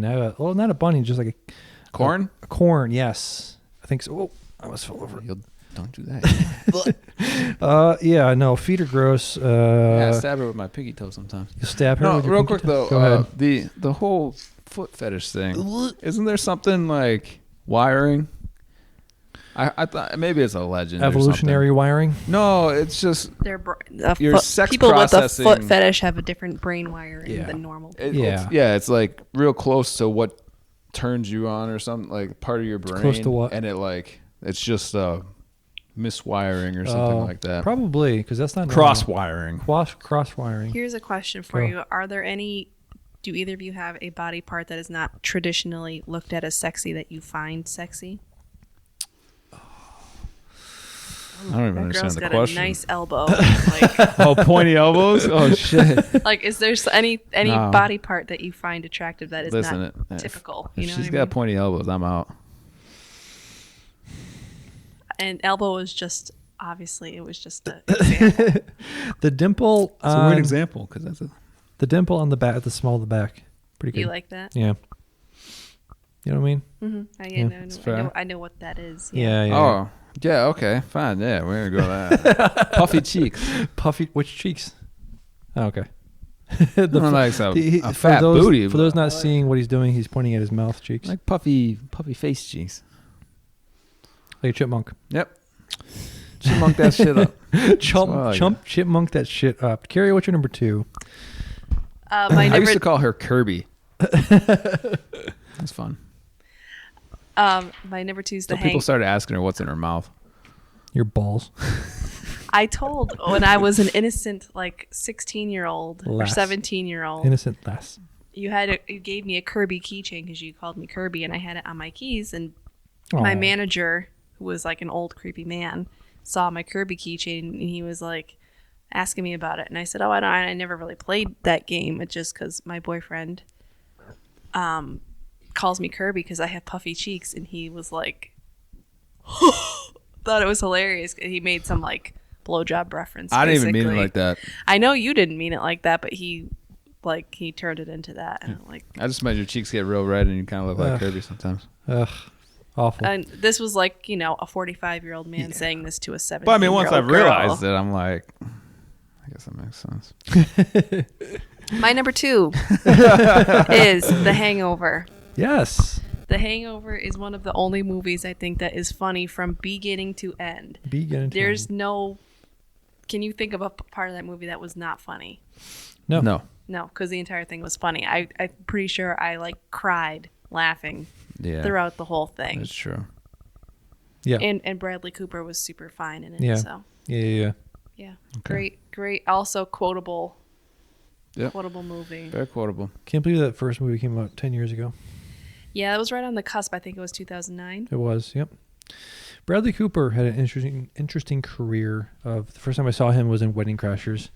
And then he's sort of the same person in The Hangover. And now he's just blown the fuck up. But it's weird seeing people that start off playing assholes to try to get out of that cliche, whatever it is, you're an asshole or you're the hot guy or the hot girl, whatever. It's interesting to see people try to break out of the what do you call it? The stereotype. Typecast. The stereotype, the typecast that you've started out your career as. And he was in, I think you mentioned this before, the Hot American Summer. He was in the first one. So yes, he is a great actor.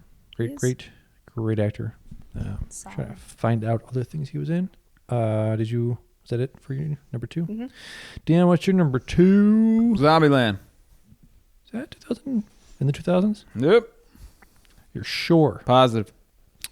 Why is Zombieland your number 2? Came out the same year Hangover Why did. is your number 2? Did you know that? Yes. No, I didn't. A Star is Born. Yeah, he's great in Star is Born. Fuck you. He's great. Movie's Terrible. great. He's great. He's awful. He's great. Let's kill myself because there's no other way out. Spoiler. Just take the fucking medicine. You're not being an asshole. If nobody told me feel bad for me. If nobody told me he was in Guardians of the Galaxy, I would not have believed it. Oh yeah, just you liked him in you that. tell Vin Diesel's in the Guardians of the Galaxy. Sure, but he has more speaking parts than Vin He's Diesel. Groot. But anybody could be Groot. Yeah, but anyone can say Groot, and you're not gonna. Why would you have Vin Diesel, who probably commands a lot of money, be Groot? All he says is, "I am Groot." He wanted to be in that movie.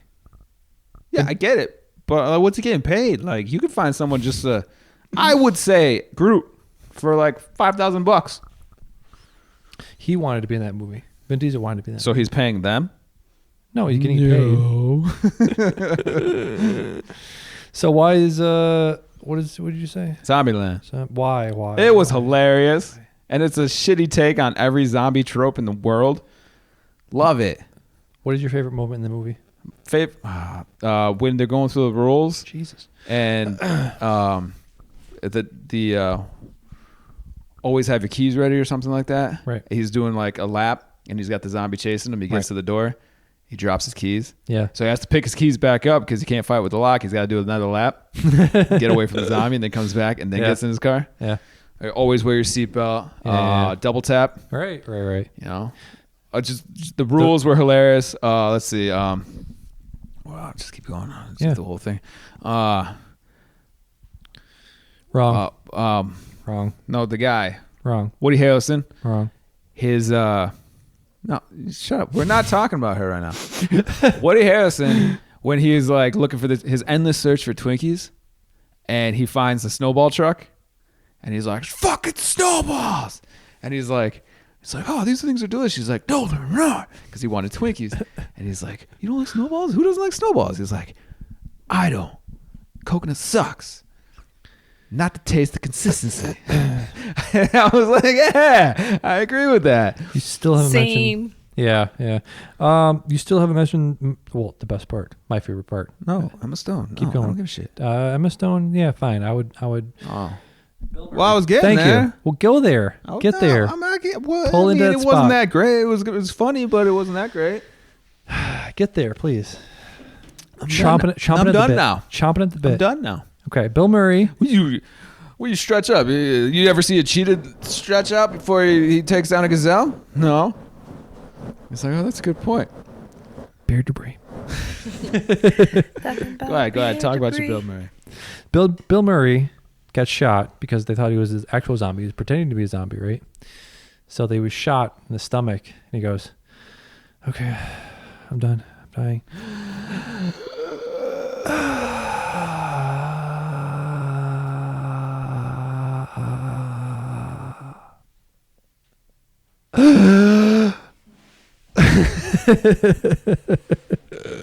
When they're in their place, his place, and they're blowing their nose with like $100 bills. Yeah, Bill Murray's dead. Like, that is one of the best gifts you can make. Just like this person, a little bit of the world just got less. The world just got less bright. If you ever talk about anybody that's rich and just like, you know, just put that gif out there of Woody Harrelson dabbing his face with $100 bills. Yep. Yeah.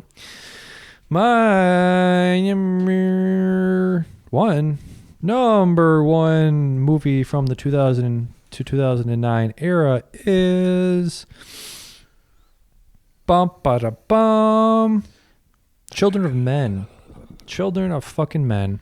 Wow. Okay. I don't even know what that is, actually. Really? Okay. This guy. This fucking guy. We're not going for Oscars here, bud. Have you heard of it? So it hasn't won Oscars. So I know Children of Men. You know Children of Men. Have you seen it? No.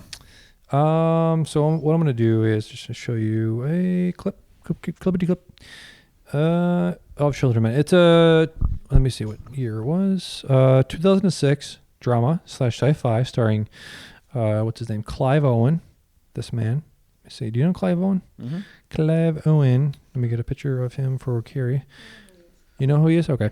So this is a movie about a world where women cannot give birth anymore. They stopped giving birth 10 years ago. So the population of the earth is dying. And one woman is pregnant, and Clive Owen has to get this one woman to a safe facility so she can give birth again. This movie was directed by Alfonso Cuarón, director of Gravity. That's Carlton, no. Alfonso Ribeiro. Alfonso Cuarón directed Gravity, Y tu mamá también, Harry Potter 3, apparently, and Children of Men, and yeah.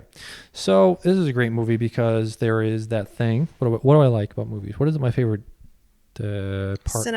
Cinematography, but you mentioned this last week. One shots, like a scene that takes place, 10-minute scene that's unbroken by edits or cuts or whatever.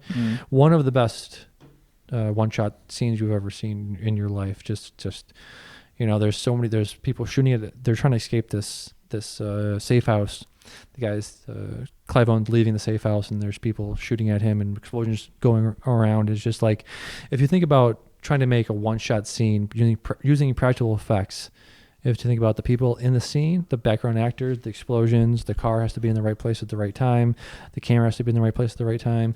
It's just one of the best scenes of all time, and the movie is incredible because there's several of these scenes actually in this movie.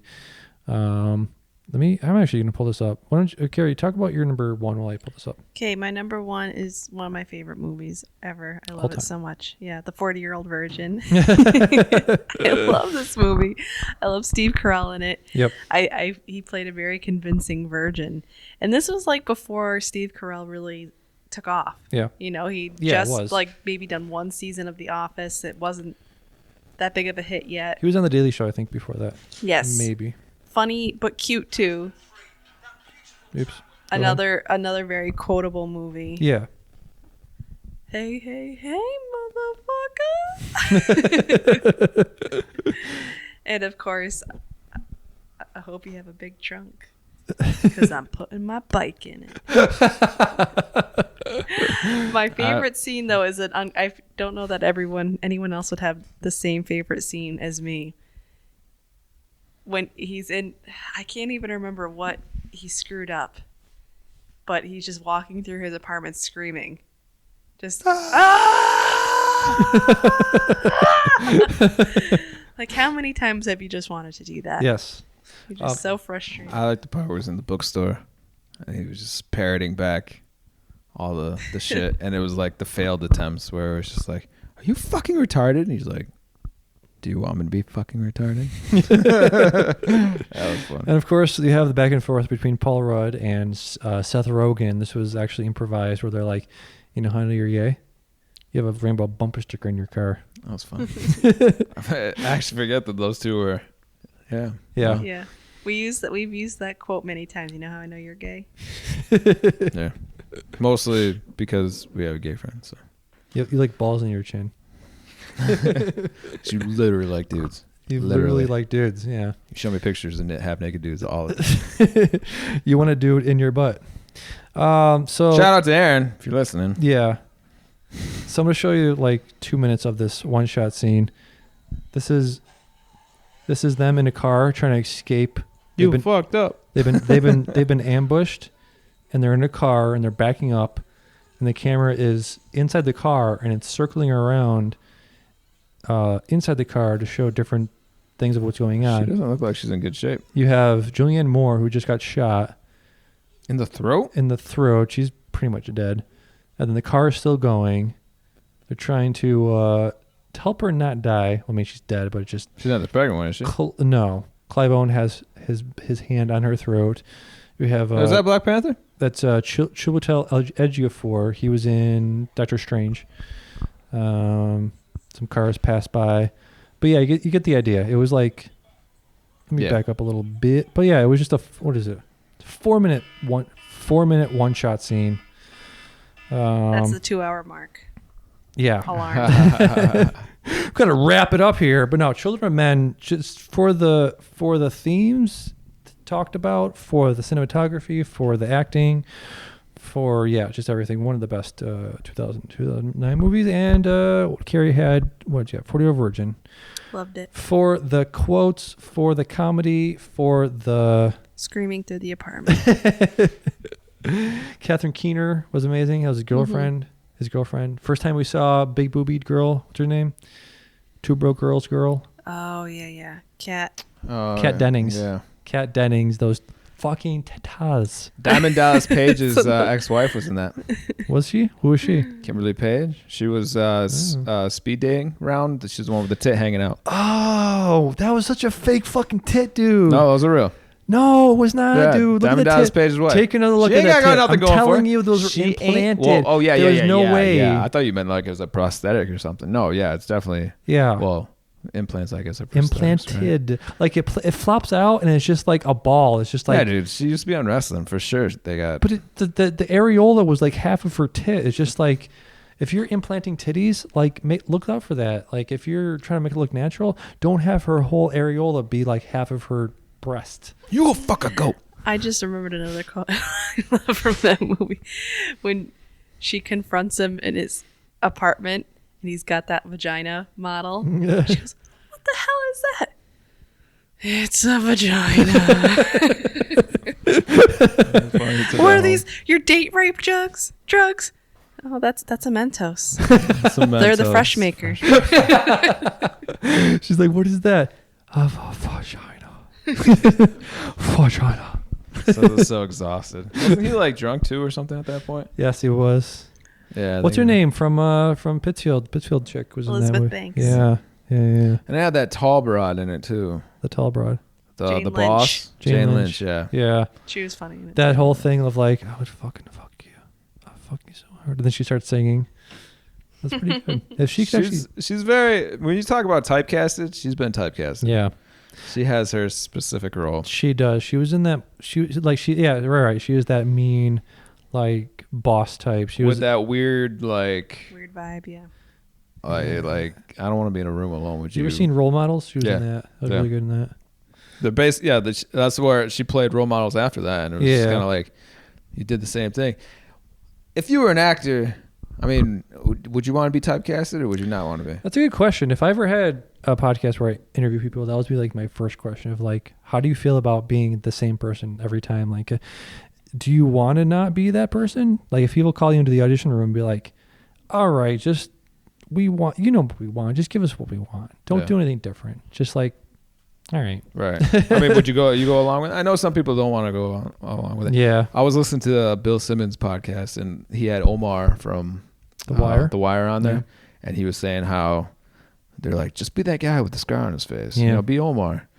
And he's currently doing something different. I forget what it's for, but he was just like, I appreciate that role and everything, but I don't want to be recognized. Yeah. But the funny thing is like when people like see him, they say shit like, "Oh shit, Omar's coming!" Oh shit! And it's like you'll never be able to get away from that. Like, embrace it. You should just embrace it. If he starts whistling while they say it, then talk about Florida Virgin and like typecasting. Steve Carell is not that guy anymore. Like he's not. I can't even remember the last comedy he was in. Right? He was in that wrestling movie. I liked the wrestling movie he was in a lot, but he was like in prosthetics and he was like completely different with like an accent. It was like, did you see it? It was Fox something. He played like he owned the wrestling.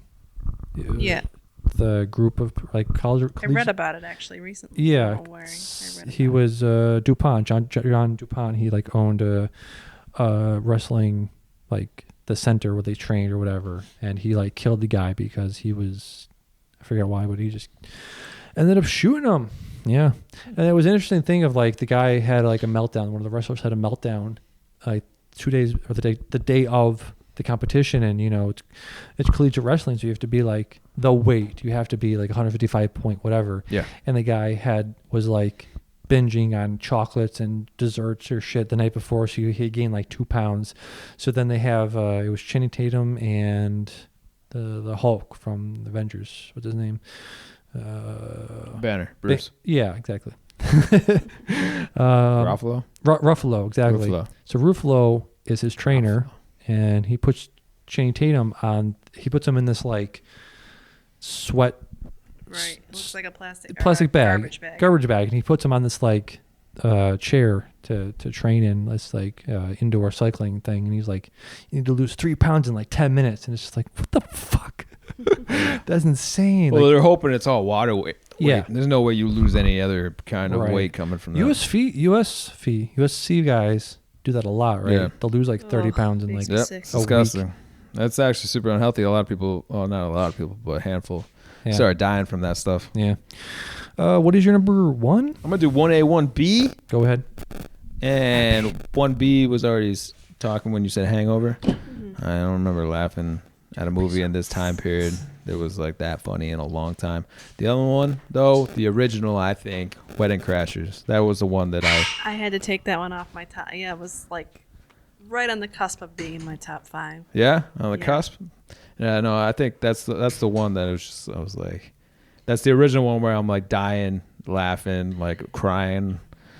I really liked that movie at first, but rewatching it, I find Vince Vaughn's character to be super annoying. He gets funnier. It's almost like Will Ferrell movies.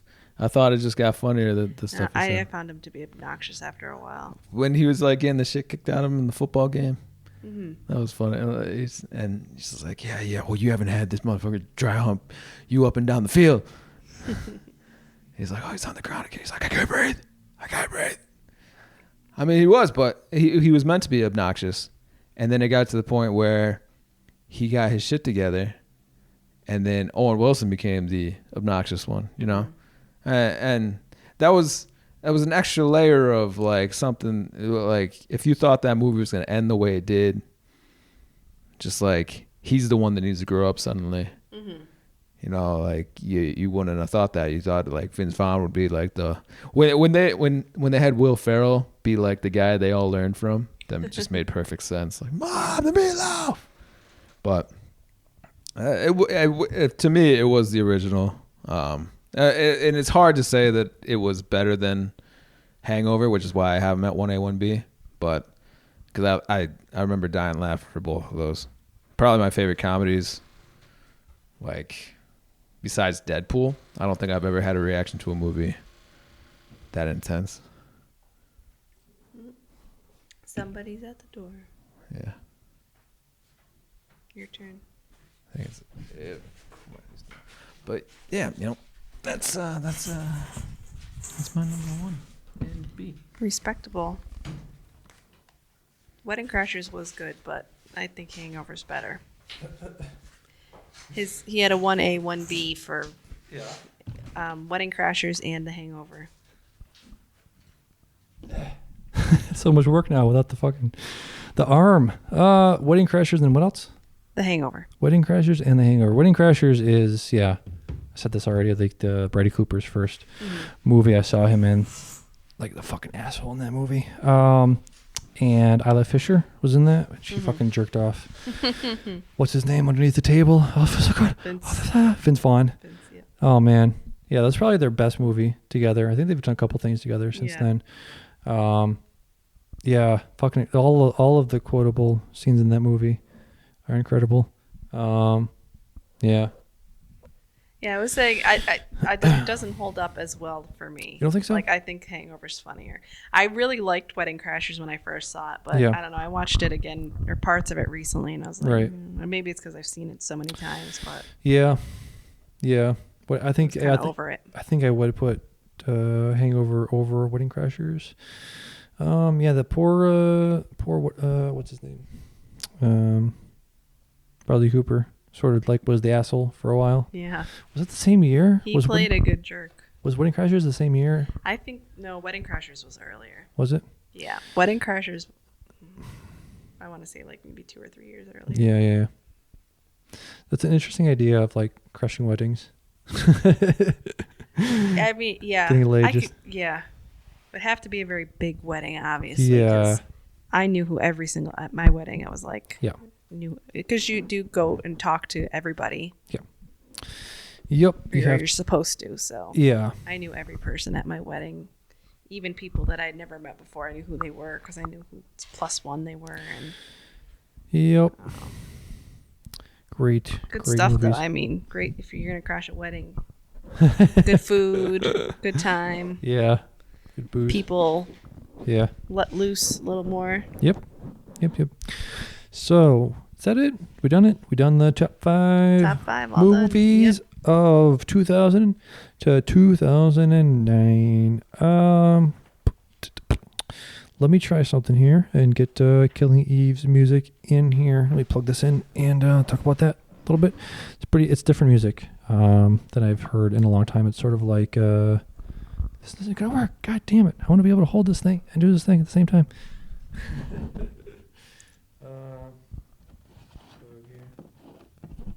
So what was holy shit, what is this? Oh, that's that. So yeah. Hey, I have a really good thing if you need a minute. Yeah. You know how one of our topics was going to be like if you were going to curse your enemy with a minor inconvenience for the rest of their life, right? What would it be? Yes. I think I thought of a good one. Minor. It would be minor. Really wouldn't affect their lives too much, but would be super annoying.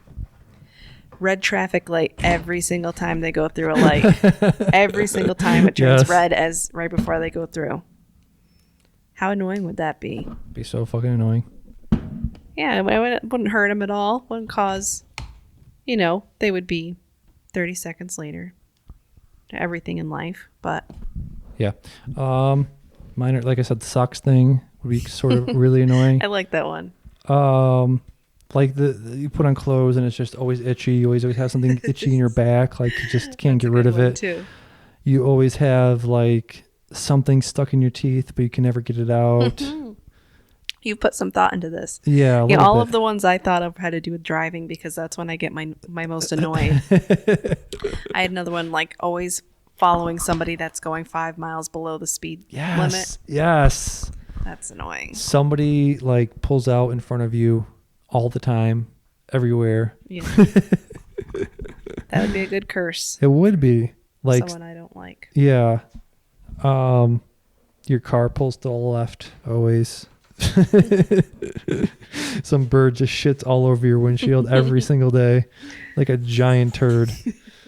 Like dog. Minor inconvenience, but yeah. Yeah, that would be super we're doing like rain on your wedding day. None of those were actually ironic. None of them. That's not what ironic means. They're just inconveniences. Yeah. You want a spoon when you want a fork. It's not ironic. You just want a spoon. No. It's like 10,000 spoons when all you need is a knife. Knife, sorry. It's like meeting the man of your dreams and then meeting his beautiful wife. That's called adultery. That's not ironic at all. What else? It's rain on your wedding day. It's like... it's a free ride when you already paid. It's a good advice that you just didn't take. But what I thought... It figures. What are you guys talking about? Inconveniences. Like if you want to curse somebody with a minor inconvenience, what would you curse them with and why? Curse them with a minor inconvenience. I'll tell you mine. Red light every single traffic light you go through. Red light every single traffic light you get to turns red as you were about to go through. Bear me. I could one up that red light. That isn't. Actually, maybe I can't one up it. I won't. That's a good one. Let's see. But we do straight traffic ones. Let's see. Like it kind of happens anyways. But anytime you're on the turnpike, anytime you switch lanes, that lane starts going slower. Oh, that's a good one. Yeah. Yeah. That's very frustrating. Actually. Just a day-to-day thing, I guess.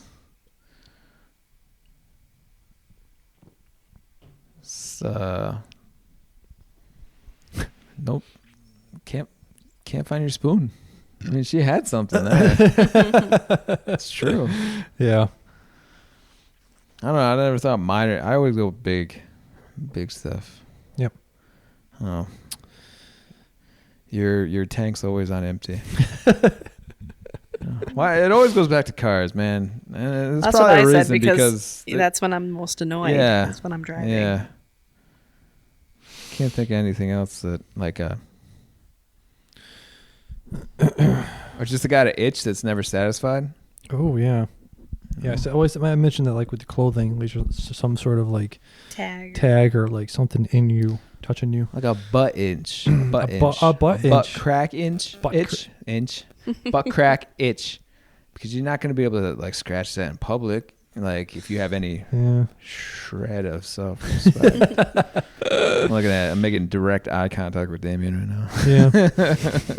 He was like, challenge? After you've pooped yourself as many times as Damian has, a butt scratch is a minor thing. It really is. If I probably would have scratched my ass at that point because that was like not on my mind at all.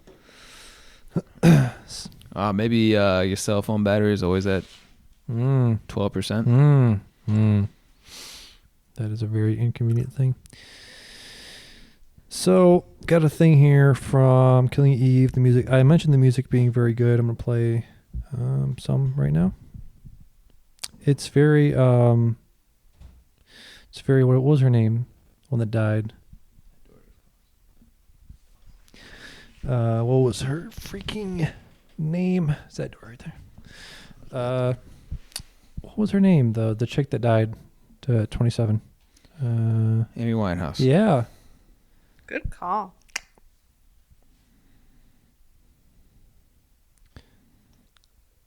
Can't really hear. Does it sound like garbage intentionally? Yeah. No. I was hoping you could at least get the. No. I gotta figure this shit out. I'd say. Yeah. Anyways. Just playing. What else we got? Oh, Uber. Talking about Uber. I want to talk about Uber. Because it could only, that whole system can only happen now, right? You have cell phones that could have GPS. You have cell phones that can summon somebody to tell them where we are at that moment. And then Uber, the person driving needs a smartphone with GPS to tell them where to go, right? So Uber could not have happened 10 years ago or 15 years ago because we didn't have smartphones, right? And then it couldn't happen 20 years from now because we would have automated cars. We wouldn't have people to drive the Uber. So now from 2007, basically when the iPhone came out, to maybe 10 years from now, it's still a viable option for people to drive Ubers. You could have it beyond the drivers. But I'm saying like from like 20 years later, in 20 years, right, it's going to be automated cars doing Uber. Yeah. It's not going to be a guy with a phone doing Uber. So right now, there's human driver Uber. Human driver can only happen now. Exactly. Right? Okay. Makes sense. It's an interesting thought of like our technology has progressed to the point where we have a service that is cheaper than taxis, right? It's disrupting the taxi industry. We have an industry that needed disruption, that could be disrupted. And we have smartphones that we could use to disrupt that industry. But we aren't so advanced that we don't have automated cars. It's a very small window of time where Uber, humans driving for Uber could happen. Okay. That is an interesting thought. Right? What other points in times have there been situations like that? Faxes, I guess. We need to send beeper. Yeah, that was a thing where we didn't have a smartphone, but we needed to send small bits of information quickly. Right? Is this one of those things where it sounds impressive, but if you start thinking about it, there's a lot of things that you can say apply? Like the internet could have only existed in its dial-up form. In its dial-up form? At the dial-up point. But no, 3 things had to happen for Uber. Is the phone, it was a non-automated car, and it was, what else? I had a third thing. No, it had to be people. Non-automated GPS, a smartphone, and a non-automated car. Yeah. People that needed a second job. People that needed second incomes. That had time to do it. Track phone could only be at the peak of cell phone service. Track phone happened before 2005. Yeah. I had one of those. I had I didn't have a track. Well, I had a track phone, but then I upgraded, quote unquote, to a phone where it was a square thing. It was a flip phone, but it could flip up and around, and then you flip it back down, and then it had the camera. Are pretty cool. They were very cool. Then the Razor happened. The Razor happened, yeah. That could have only happened before. Slider phones. The Sidekick. The slider ones, the ones that slid up. Yeah, it was Sidekick, I thought. Well, I mean, some had like the cool name, but like the slider feature. Yes. Well, yeah. There's probably things in the 50s and 60s that we don't know about. I rode my first Uber yesterday. You rode? Not yesterday. Sorry, last weekend. Why? Where? I was in Boston. How was it? Not great. 'Cause I lost my tennis tournament. Oh yeah, but the Uber was fine, right? The Uber was fine. Yes, it was funny because we were all just. He didn't say a damn thing the whole time. That's good. That is the. And we were just going. We had that dude dying though. The stuff we were saying, he was cracking up. And because we were all, 1-2 to the wind. And so at the end of it, he's like, I don't know, he said something witty, I can't remember, but it was just like, I'm glad I could be so entertaining. It's like, you were great, man. Yeah, I've driven Uber. Well, I technically have driven Uber in Boston. I was dropping somebody off. No, it was the day I did the drug or the quote unquote drug drop off. Transporter. I was the transporter for the drugs, or whatever. I'm not gonna say drugs. I'm gonna say brown bag. The package. I dropped the package off in Boston. I forgot to turn off my Uber, and I got a ping. So I did an Uber in Boston. I got a thing here. A woman's named Marijuana Pepsi. The woman who refused to change her name and still earned a PhD. The article starts off, the name Dr. Pepsi may sound like a sweet carbonated love child of Dr. Pepper and Pepsi sodas, but is not. But Dr. Pepsi is the new title of a woman who, despite years of name scrutiny and bullying, recently earned her doctorate. Born Marijuana Pepsi Jackson, she later married and became Marijuana Pepsi Van Dyke. The newly minted doctor received her PhD in higher education leadership in Wisconsin's Cardinal Stritch University in May. Yeah. What do they call her? Mary? Do they call her Mary for sure? Probably. MJ. Yeah, MJ, yes. Dr. MJ. Dr. MJ. That's awful. Why would you name her kid Marijuana Pepsi? What the fuck? Right? Are we sure that was the name given at birth? I mean, that's a doctor. Do you think you have like a legal obligation? Is that Friends episode where it's like, don't name your kid Phoebo? Yeah, Phoebo. Like, she's like, I understand it's not my place, but don't name your kid Phoebo. Like, if I found out you're gonna name your kid Marijuana Pepsi, like, don't. That's and actually this file a case with the. Yeah. This gets me upset because sometimes, when people get these stupid ass names in their head, like even Khaleesi, naming your kid Khaleesi. Northwest. This is some dark borderline child abuse, okay? You are setting that kid up. Listen, I grew up with the name Dion in the 90s, and that wasn't like... My heart will go on. That was painful. But that was like even like before she was like a thing. Like I was born in '85, so I really don't know when Cindy Dion came about.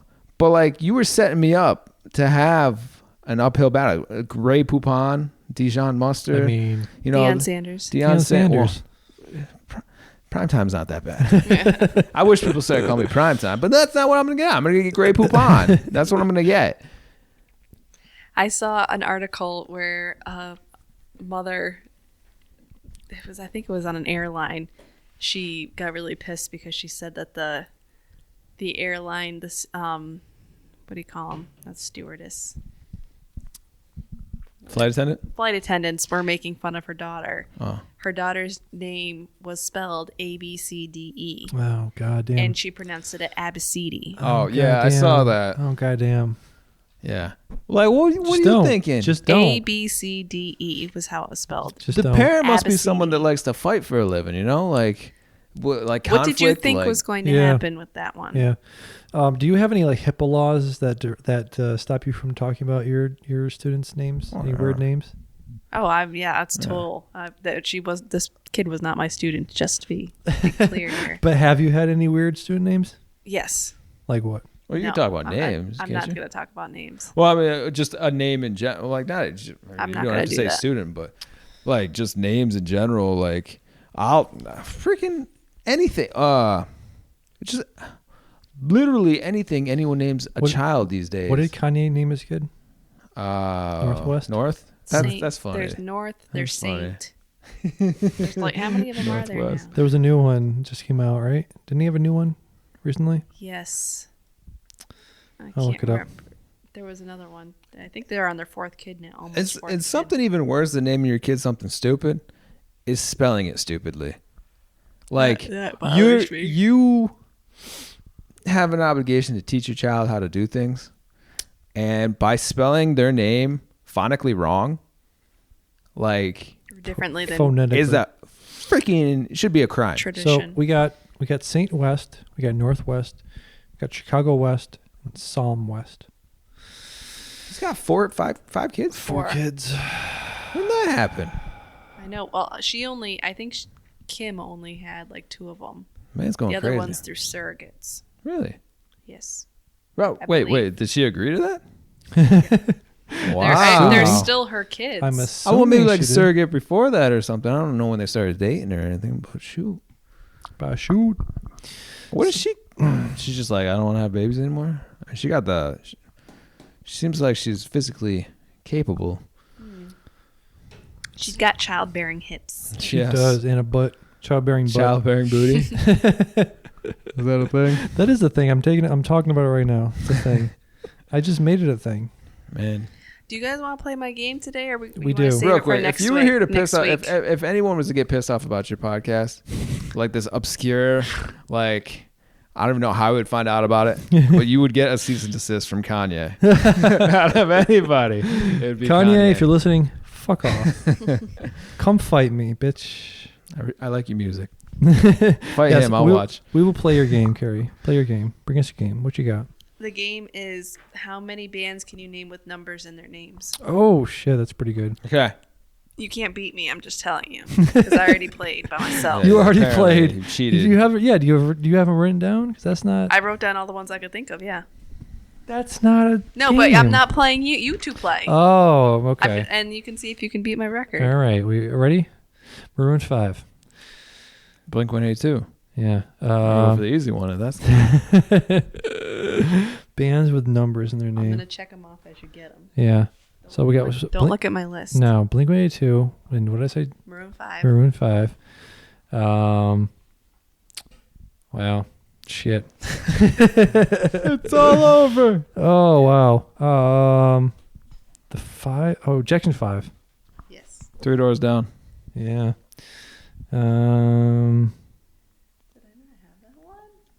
Really? She didn't have 3 Doors Down. That one. Wow. I had a lot of them with 3 in them, but not 3 Doors Down.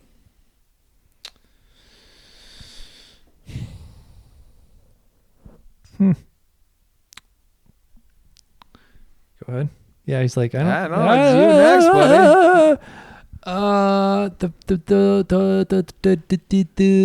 don't know. It's basically an I quit match. You gotta say it. Say I quit. I quit. Now I just gotta get one. Yeah. 12 Stones. That's never heard of them. I put it on there just so you say you can't beat me. Mikey from 12 Stones was in Evervengeance, the song. 3 Dog Night. That's one too. Wake me 3 up. Dog Night. Wake me up. In case that wasn't. Come on, there's another couple with 3. 3.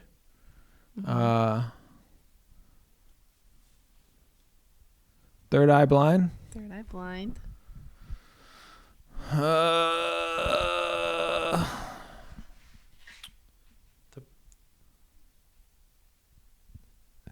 idea. I think you like this band, this rock band. Rock band. 3 blank blank. Oh my! There was gonna be 3 blank blank. 3. Could be wrong. What is it? 3 Days Grace. Oh yeah, yeah. Jesus Christ. Yeah. Yeah, They're all right. they're all right. I Yeah. thought you guys would do better than this. No, that's a lot of bands with number in the title. Holy shit. One Republic. Yep. And if you're gonna go with 1. One Direction. Yep. See, I need a little boost. Nice. A little Better. boosty boost. Got me there.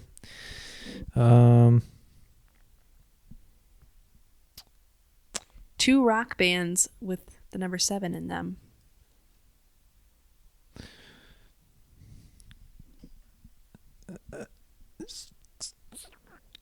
Sevenfold. Avenged Sevenfold. Wait. Yep. I got one. Stroke 9.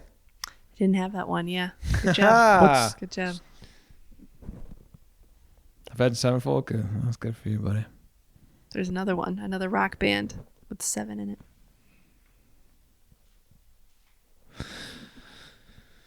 What was that? Like hardcore rock, I'm pretty sure. Yeah. It's Seven Dust. Yep. 7. Yeah, I was gonna say something. 7 something. Let's see. 5 for fighting. 9.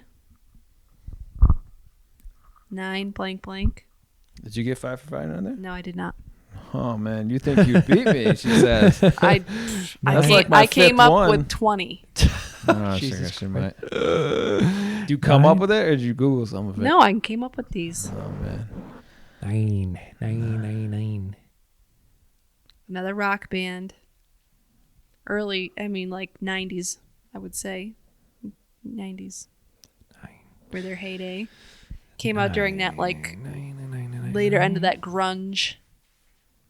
Grunge, that's your house. I know, dude. right? Like towards the end, they weren't really. I don't think they'd be considered a grunge band, but like a little after that time period. Can you name a song by them?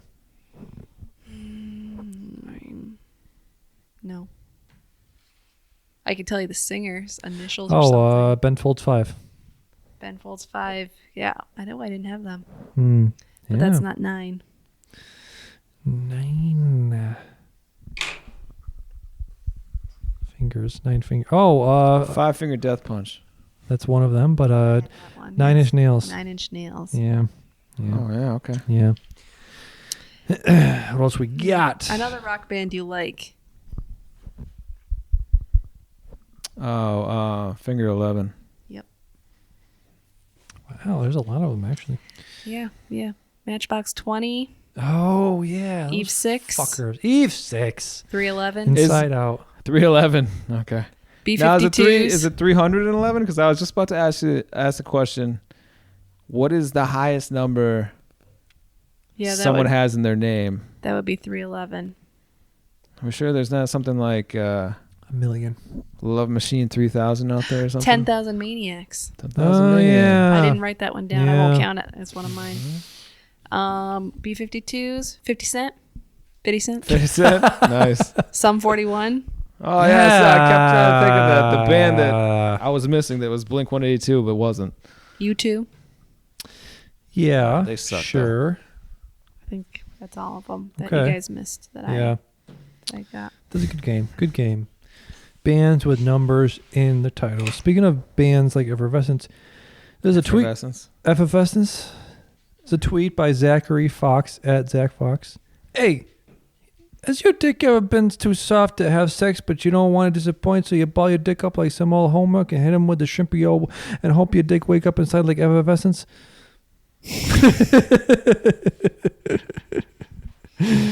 Hey. What did I just hear? Save me. So next up, what do we got here? We got so I want to talk about Westworld data gathering. I added this at the last moment because people are talking about like there was a theme in what? It's so late. It is very late. I didn't realize it was that late. Not even at 2 hours. Oh, we are at 2 hours. We're at 2 hours. We're at 2 hours. That was when the timer went off. Just passed. No, well. No, that's way before. We're not recording. Westworld, like, what was the data? Like, the data gathering that Westworld had, right, was just the most primordial, like, primal, like, I'm going to fuck this person. I'm going to fucking do this thing to this person. That was just straight up human user data. But it was like stuff that you wouldn't tell people. Like, the data we're getting on people is the stuff people are voluntarily giving. You know what I mean? I think that the data we got for people now isn't true. I feel like the Westworld data was data they were getting that people didn't know they were giving, right? It was them fucking robots, right? And then there was them recording what people like to do when people don't think they're being watched is like true data, right? If you're being pulled by a pollster or you're taking a survey online, it's like you know that person is collecting your data and they know who you are. Right. But if you don't think you're being watched, then that is like the most true data. Like I think this all the time when I'm driving. Like when it's just me following someone, and they don't use their blinker. Yeah, it's like that's the type of person that you is are. That is you, like, truly you. When nobody's watching, you think that it's not a big deal. Like that's the first thing that pops in my head every time I see somebody do something like roll through a stop sign. It's just like Like, all right, you're better than the rules. You're selfish. I get it. This is the type of person you are. Yeah. I think they polled people in 2016 be like, are you going to vote for Trump? And it's like, no. I think that the polling data was off that year because people didn't want to admit to voting for a racist. You know what I mean? Like, oh yeah. People were like, why was the data so off? Why was the polling so off? Well, and you know the ones that readily did admit they voted for Trump? Who? Racist. Yeah. It's people that didn't give a shit that they were racist. Speaking about Trump, one last thing, the Donald on Reddit, right? The Donald subreddit was quarantined because I saw that. Yeah, they were like, I guess it was in the news how racist they are, how racist that subreddit is. So they I think quarantine means you can't join it now. Yeah, it's almost like thread locked. Yeah. Kind of. Yeah, you can't join it. And they did that with a few, or maybe they just straight up shut them down, like the fat shaming ones. The fat shaming ones, exactly. I mean, they might have just straight up shut those guys down, but yeah. And then of course there was like the pedophilia ones. There were a couple on there. Yeah. Oh, you done? Yeah. Yeah, they should be gone. Probably should be gone. So yeah, I got a thing from a man. Gives meth to a squirrel. He gave meth to a squirrel. Man gave meth to a attack squirrel, quote unquote, to keep it aggressive. Police say. Alabama sheriff's deputy seized the caged squirrel during a drug raid. Alabama man. It's always Alabama man or Florida man. No, Florida man. I feel like Alabama man was the original, but like Florida man started taking press, especially with the zombie thing. Yeah, that really brought it home. The face eating guy. Yeah, but Alabama man, he's like the guy that even Florida man doesn't want to associate with. Limestone County Sheriff's deputy seized the so-called attack squirrel on Monday when he served a search warrant at home in Athens. In addition to the squirrel, officers retrieved meth, drug paraphernalia, ammunition, and body armor from the premises. Body armor for a squirrel? Yes. That's nuts. Police arrested 37-year-old Ronnie Reynolds on drug charges, but investigators are still looking for the man who they say actually lives in the apartment. 35-year-old Mickey Polk. Animal control officials came to the apartment, contacted by Alabama Game and Fishing Division, to figure out what to do with the squirrels, and they released him. They released the squirrel into the wild. Jesus. God help us. They would euthanize that. God help us all. So somewhere out there's a methed up squirrel. The detox alone will kill him.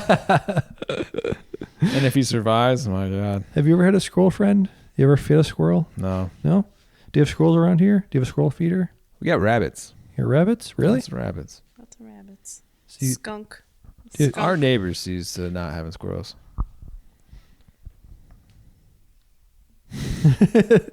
Let's not even get into that. Is that face that Carrie just made?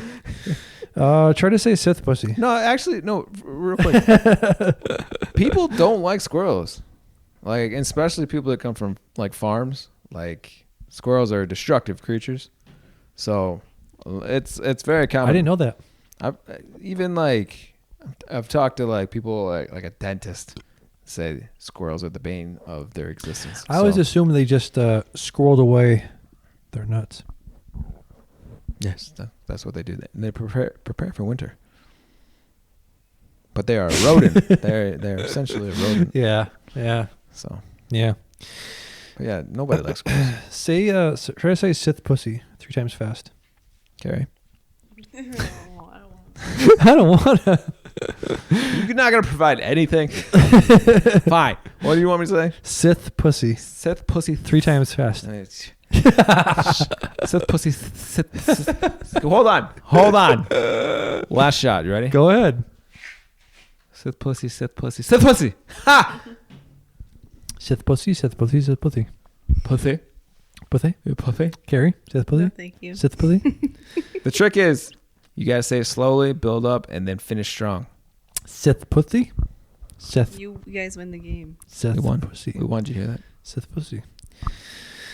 So, are we done? We got this done. Yeah, I got nothing else to provide. You got nothing. Oh, I'm sorry. So, can I say? It's rainy here in Seattle.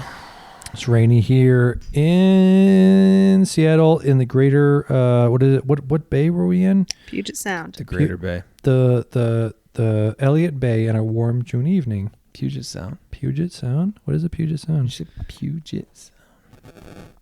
It's the curve in Washington State. Oh, okay. Interesting. Well, I can easily tell I'm just here for the show. Not a Seattle native. Shout out to Aldo if you're listening.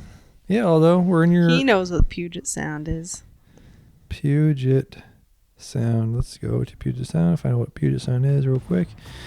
We know now. Can you tell us? Yeah, yes. It's a sound along the northwestern coast of the west state of Washington. The inlet. And part of the Salish. The Salishi.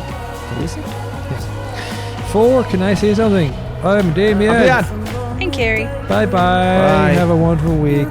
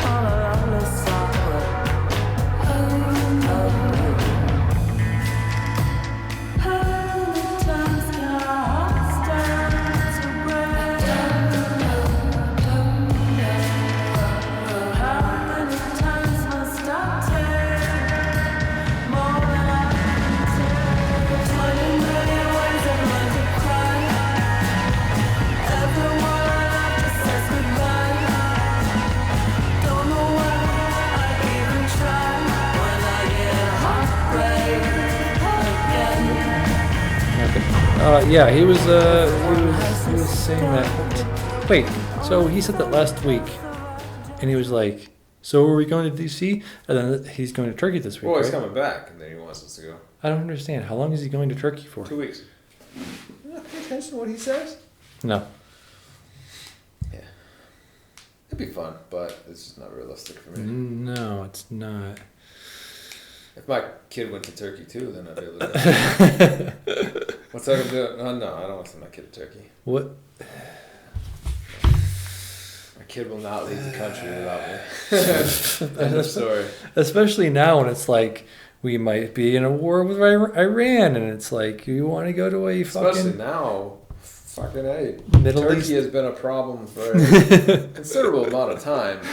Well, it's so fucking weird because he's like, Trump's like, oh yeah, I love Erdogan and I love like dictators, and so it's like, is he our friend? Is he Trump's friend? Is he our friend? Is Erdogan our friend? Our dictator's our friend now. He's our president's friend. He's not our friend, and nor is our president our friend. Yeah, it's weird. It's it. So fucking weird. Yeah, any number of old men that you encounter in your life, they're just like, Jesus, just die already. Like, if Trump was not Trump, just like if he wasn't the millionaire dude, he wasn't the president, didn't have his own shows or anything like that, right. Just a normal ass dude you see in a bar, right? And you had a conversation with him at the bar.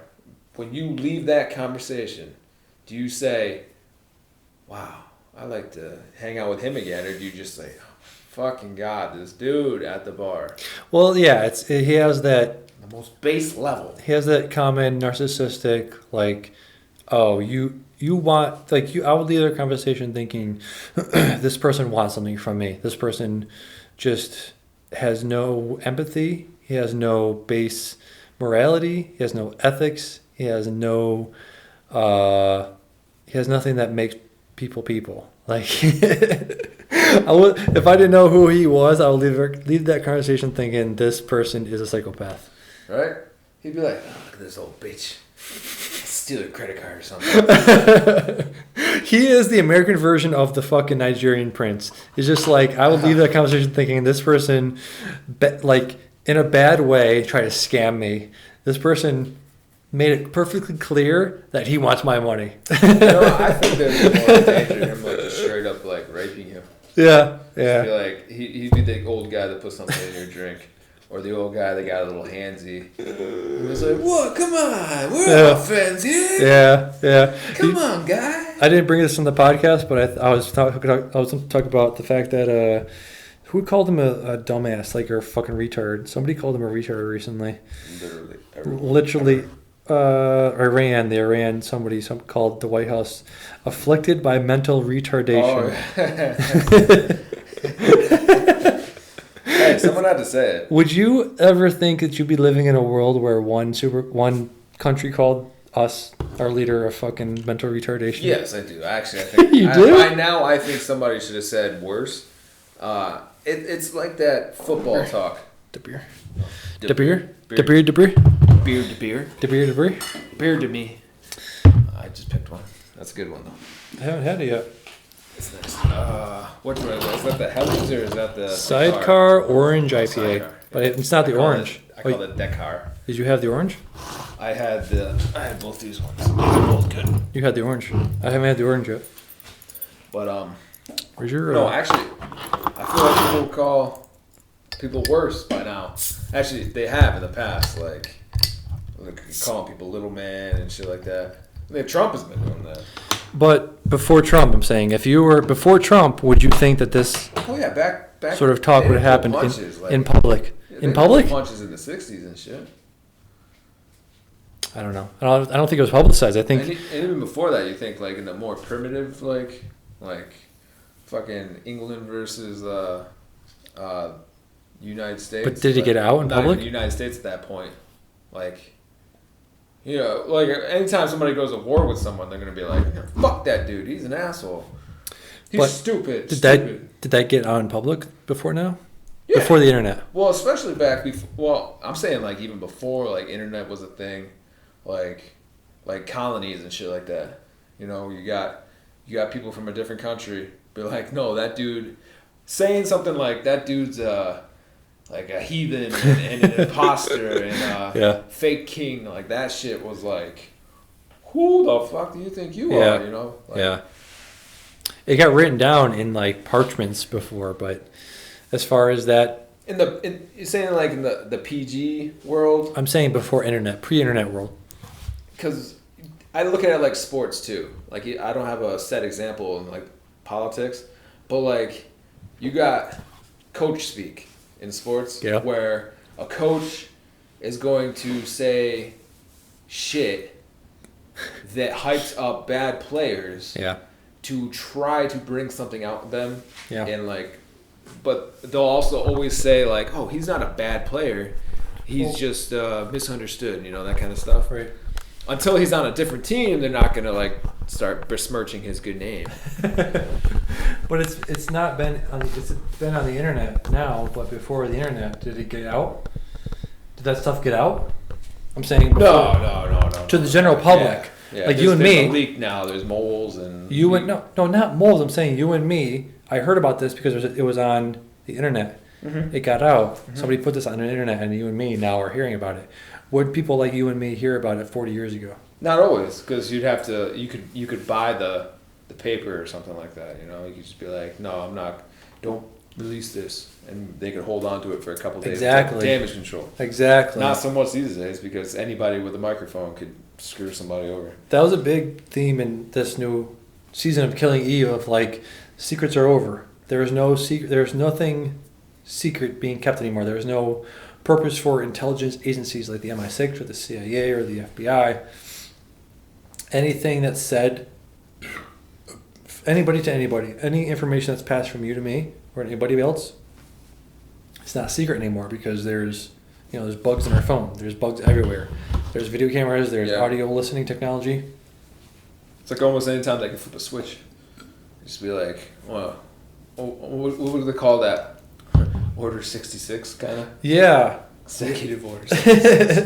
So do you think there's anything such as privacy anymore? Do you think there's anything that we could keep private from anybody anymore? As so long as you have a smartphone in your hand, there's no such thing. You do not have privacy. Yeah. So are you trying to be more careful about what you say now than you were 10 years ago? I don't. What I say, not so much, but like my data, my stuff like online. Yeah. Like I'm more worried about my money than anything else. Really? How so? So I just like my passwords for my money Yeah. are like much more elaborate than anything that, and I'll remember those. And I know it really doesn't matter because you get like these backdoor, like fucking coding shits that somebody overlooked, or even inside like the retirement investment company that Vanguard. Yep. There was a dude that actually I think it was like a father-son team. They were office spacing it. They were skimming like a couple cents off the thing for a while. And actually, I don't think it was a couple cents either. Like, it wasn't a huge amount. I think that the problem was they tried to take it like almost all at once. Yeah.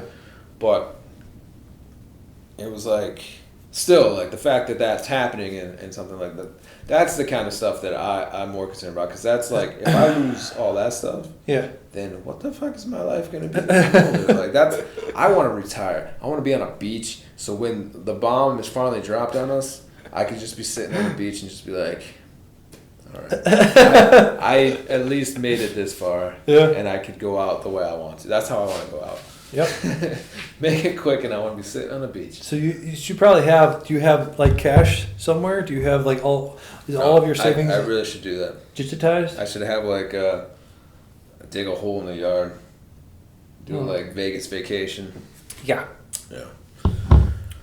I don't know how much. You probably should. That would make me itch though, knowing that I have like something like $100,000. Well, not even $100,000, just like something enough to get you out of this area. Like if you need to bucket and move, like you have cash to get you from point A to point B. But like if your assets are frozen, like getting you from out of here, then what? Like now you're somewhere else that you're not familiar with no money. No, I'm saying that's why you have physical cash on hand. Yeah. But like $10,000, like that's gonna run out faster than you might. Maybe. Think, you know? Like hotel rooms run $200 a night. I'm saying if you're on the run, are hotel rooms a thing you really need to worry about? Yeah, where are you gonna stay? I ain't got no real camping skills. I don't want to go camping. I don't know. I'm just like, what? Why would you be on the run? Guess, but why would you be on the run then? What are you on the run from? If you had to move quickly. If I had to move quickly? Yeah. What are we talking about? Like, what are you? Well, that's a whole different thing. Yeah, right? I thought it was just a scenario that if I needed to leave town quick. Not you specifically. I'm saying if there was like, I don't know, probably the climate change is probably going to be the thing of like, there's a hurricane or if there's a hurricane or tornado or some kind of fucking flood. Like are we in a flood? Are we in a flood zone? No. Not really? No, I don't think so. We're supposed to get rain today and it decided it didn't want to. It's supposed to be severe rain with hail. Part of Pittsfield is in like flood area, right? If you're certain parts. Well, I mean, sometimes you're driving down the road and you see it's like this has a dip. Like this would be a puddle if it rained hard. Like if you had to leave because of that, because of flooding. Like if you prepared East Street or Wacona Street, that's pretty bad. Yeah. But if you were like, if your house was wiped out because of a hurricane or a tornado or, I don't think there's gonna be much running. Like the roads would be destroyed, traffic would be backed up for miles. Like how would you get out of here? No, I don't think. I think in like Oklahoma where you had like a tornado like wipe everything out, right? Yeah. Are you ready for that? For a fucking tornado or hurricane. But think about that too. If you had money inside your house and the tornado just wiped it out, not inside your house, underground. Then you got to. That's why there's gonna be debris all on the ground too. Beard debris. Yeah, house debris. No, what is the thing that someone else's beard debris? What is the most likely environmental disaster in Massachusetts? It's not a hurricane. It'd probably be a tornado. Tornado? No, flooding. Flooding. Yeah, I have to imagine it'd be flooding. So then, where would you go? After that, that's tough because you don't know like what's going to be flooded. Like you could be trapped. Yeah, well, not trapped. You're never trapped. If the flooding destroy like a massive rainstorm like floods your area, then it recedes. It always recedes. It's always that first. Yeah, you have to wait it out. Hurricane Katrina, but if you waited it out and the rain the flooding disappeared, then what are you running from at that point? You have to have somewhere to stay, right? Because in Katrina, right, it flooded everything and destroyed people's houses. Yeah. The houses were still standing, but they weren't livable. Yeah. They had to destroy all those houses, so you need enough resources to move from where you were to somewhere else. Yeah. Yeah. So. But at that point, you have the savings, right? Right. Well, that logic too is I'm looking at it like if I need money to escape with. Yeah. Like I would still have more need for like my debit card more than anything else because my accounts aren't being frozen because of a hurricane. Right. If I should have killed a man and then like freezes his accounts. Oh, you're talking about that. Yeah, okay. Or if there's someone coming after me who can trace what I'm doing. Yeah. Like this dude used an ATM. Like if the cops. Yeah. Like who have access to that kind of information. Like you can't use ATMs because they're monitoring that kind of stuff. Right. So then at that something that makes it so I can't access my funds. Bitcoins. Then they would go a Bitcoin route. Right? I don't have a Bitcoin. Right, but then you'd have to pull out money. If you could understand the Bitcoin, absolutely. You have dominance. Bitcoin is like 12,000 right now. It's going up again. Like 14,000. This is good. This conversation is good for Bitcoin.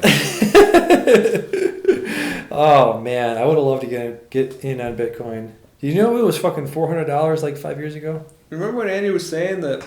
Yeah, I do. You sign up and you would get one free one back in the day. Yeah. So like one Bitcoin. Something you do for free, you could be cashing in for 12,000. Yeah. But you got to find a buyer for it too. You have to do legwork behind it too. I think now it's just like I'll transfer my Bitcoin to you. I think there's people. I think right now, not back in the day, but now there's like people that are in that Bitcoin marketplace. Like there are people waiting to buy Bitcoins. Yeah, but I think you also there's like bargaining you have to do. There's not a set price. I don't think there is though.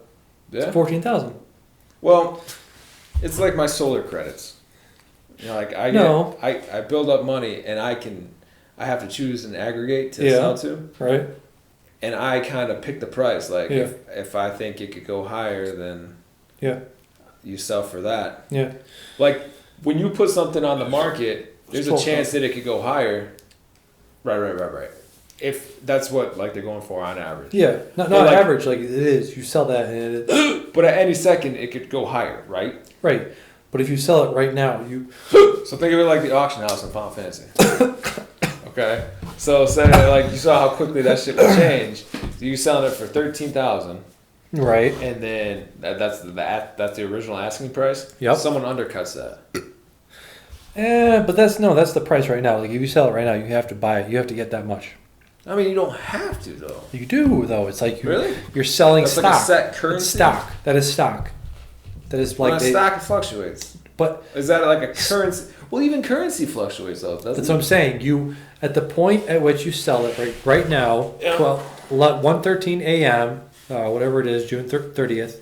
I sell Bitcoin. One Bitcoin, I get $12,000.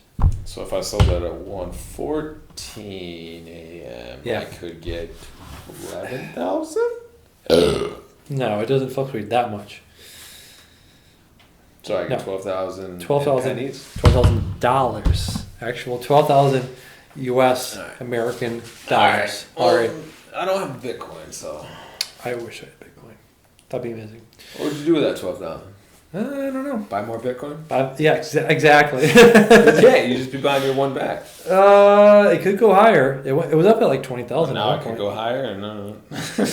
Buy more stocks. Buy stock in. Build a time machine for $12,000. Buy stock. Go back and buy many Bitcoins.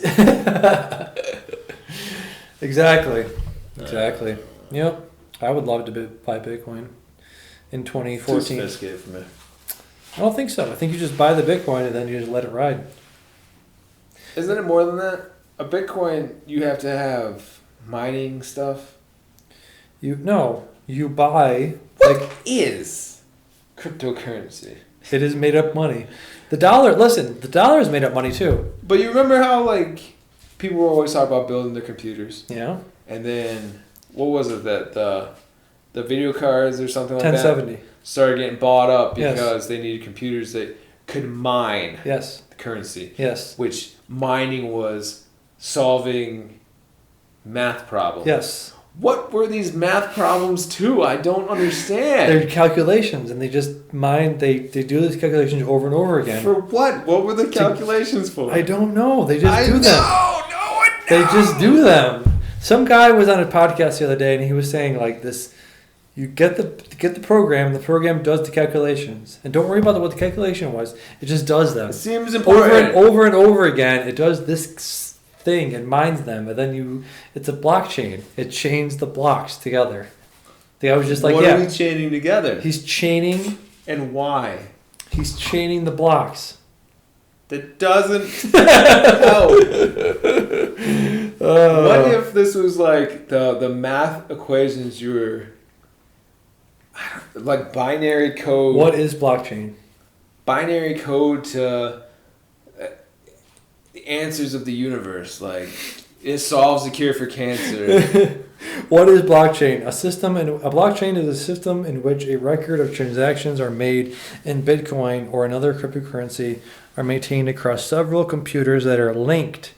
It's the link. The chain is the link of peer-to-peer networks. A blockchain is a growing list of records called blocks that are linked using cryptography. Each block contains a cryptographic hash of the previous block, a timestamp.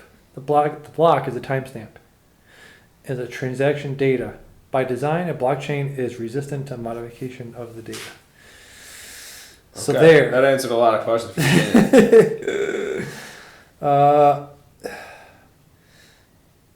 Is an open distributed ledger. So, you have a ledger of transactions, right? That can record transactions between two parties, you and me, efficiently, in a verifiable and permanent way. So that's all that is. It's a ledger of you and me giving our monies back and forth. This is a blockchain. Yes.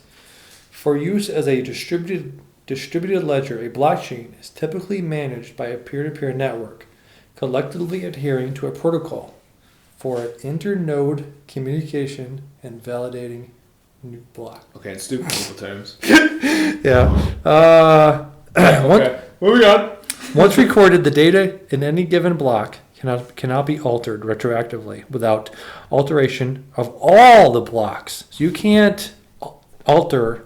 It could. It's just a lot of work. Which requires consensus of the entire network, they said, of all network majority. Although blockchain records are not unalterable, blockchains may be considered secure by design and exemplify a distributed computing system with high Byzantine fault tolerance. Decentralized consensus has therefore been claimed with blockchain. Yeah. Listen. Is this essentially they're making money out of thin air? Yes. But so are we. We're printing money. Every day the U.S. Treasury prints money out of thin air. Well, there's a balance. How is there a balance? Uphold. Tell me, Mr. Crane Company. Depression and inflation. That stuff is the balance. Printing money causes... If you can't print more money than people can spend. Printing money causes inflation. No, it causes deflation. Printing money would make it cheaper. Makes the dollar less... Which eventually will reverse. Printing money makes the dollar worth less. Printing more money than people can use makes it worth less. Printing dollars, right, makes the dollar worth less. Yes. So you have to not print too much. Well, I mean, that's just from like a United States standpoint.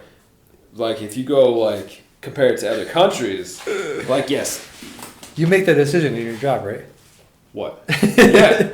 You make the decision whether to print money or not. Yeah. Like sometimes I'll work an extra hour over, and I'll be like, we need to print another sheet of this. Another roll.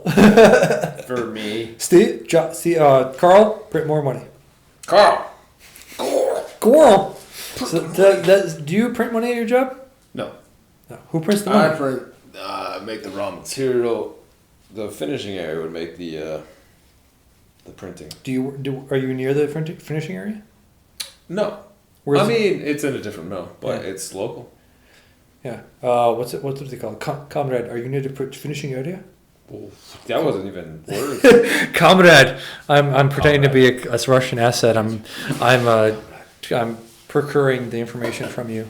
Comrade, where's the American money? It's not help. I mean, everyone knows how money's made. But I need to know where the money's made. I can't tell you what money's made. Comrade, tell me what the money's made. Nope. Are we recording shit? Fuck. Fuck. I actually can't tell you that. Where does the money go after you print it? I actually don't know. Really? Yeah. You're just a cog in the machine. I'm not even sure we print money. You don't print money? What is your material used for? So you make the material? You make material? He's like, I don't know. Maybe. I mean, supposedly. What do you do? I speak directly into the mic. I watch a machine. Do what? What does your machine do? I wash stuff. You wash it? You watch it. Wash it. WTHC or wash it. WASH. Wash fiber. You wash fiber? Wash fiber. What kind of fiber? Fibers. Yeah. Okay. You specifically wash fibers, or the machine washes the fibers. The machine does it. The machine washes if I fibers. could wash an individual fiber, I don't know if I get paid enough for that. Shoot. What fibers does it do? What are the fibers for? Fibers fuse the brain. Fibers fuse the brain? Fibers fuse the head. The head, yeah, of course. Matilda. Have you ever asked that movie, Matilda? Yes, I have. Have you ever asked your boss what you do? What is the purpose of your job? Because I did. When I first started my new job, newish. I started last August. I was asking my boss, well, the guy that hired me, right? I asked him, so where do you get the water? He's like, around. It's like, okay, how do you filter the water? Just does. Just does. I made a point to ask my boss when I first got hired, to ask him questions to figure out if he knew what he was doing. I don't think most people know what they're doing. Even this guy that's been there 20 years, I don't think he knows what the job entails. You know, if you go to your boss and you ask him what are we doing here, I don't think your boss will be able to tell you specifically what they do. I think there are so many cogs in so many machines. It's insane. It's tough. It is tough, but I think it's important. I think people need to know what they're doing. Like me, what do I do? I mean, it depends. Did he sign an NDA? I don't think the NDA is involved in water. Yeah. For anybody listening, I make water. Well, I don't make water. I bottle water. And actually, my company got sold about a month ago. And the owner of the previous company said, water is the smokescreen.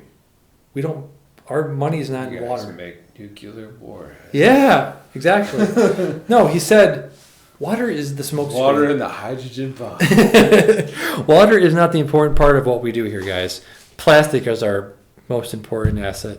He was like, the least amount of plastic we can use in our manufacturing process, the better.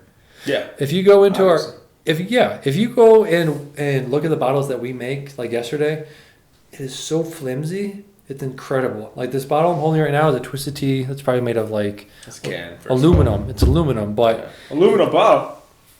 It is 1,000 times stronger than anything I've ever touched. Like the plastic we make in my your own. Huh? The plastic I make in the place that I work at feels like a water. What do you call that? You throw a water balloon. Water balloon. It feels like a water balloon. It really does. I'm serious, dude. Like the plastic we use in our factory feels like a water balloon. It is that thin. Huh. It is disgustingly thin. And then you go into like Walmart and you grab a regular water bottle from like Polar Springs. It is like 1,000 times stronger.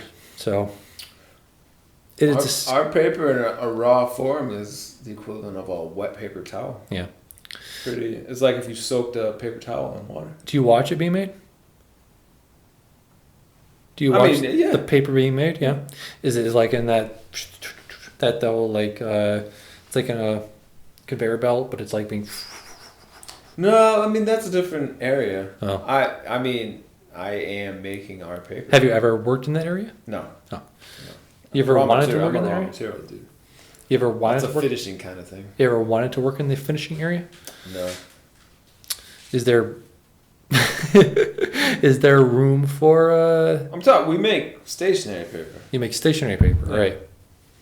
What if you wanted to move up? What was the next area to move up in, or is there anywhere? Boss. The boss. Supervisor. Yeah. There doesn't seem to be many.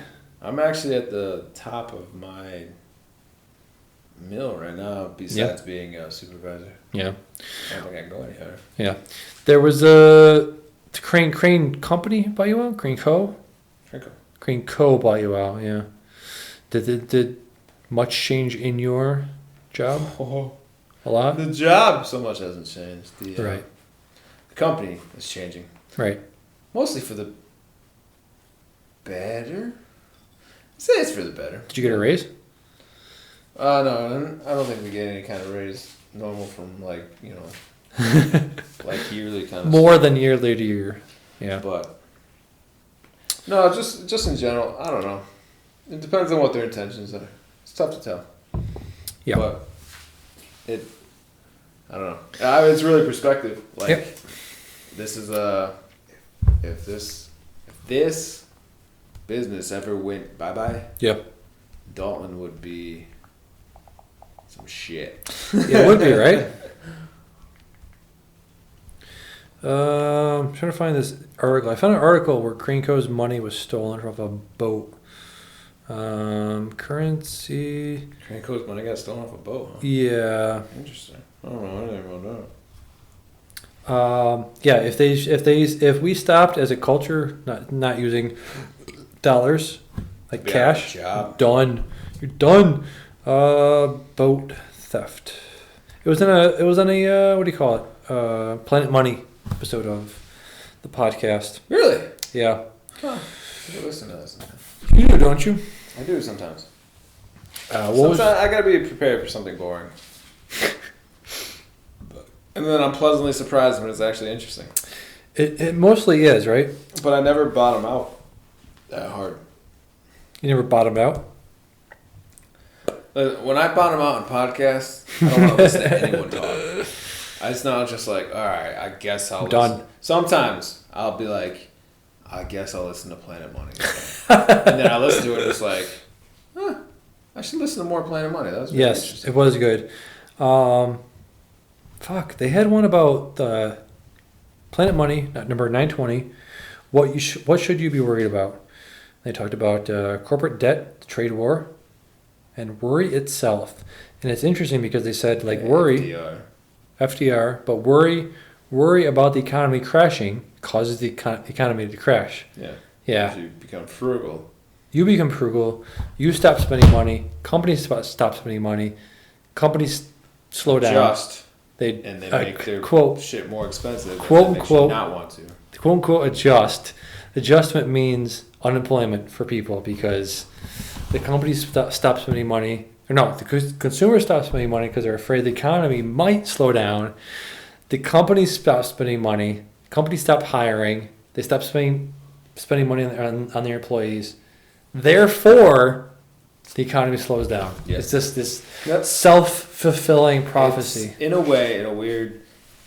Have I ever explained to you the phenomenon of when you're driving on the turnpike? Yeah. And there's traffic jams. Yeah. But there's no real reason for there to be a traffic jam. Yeah. But every time someone sees a brake light, they use their brakes. It creates an ebb and flow. Yes. That it's a stop and go shit. Yeah. And then... just at one point, everything just breaks open. But every time you do that, it adds another layer of cars to the mess. Just another reason why we need automated cars. Just another reason why we just gotta stop being bitches and punch it. Spend some money, punch it. We need every car to be automated. If every car was automated, we'd have almost 2 zero. birds with one stone. Buy a Ferrari and you'll never have to use your brakes. I think that's science. We would have no car deaths. Like car deaths are one of the most leading causes of death in the world. You know what I heard recently that surprised me? You know when you get one lane, when it's got all those signs saying lane closes up ahead, merge. Yeah.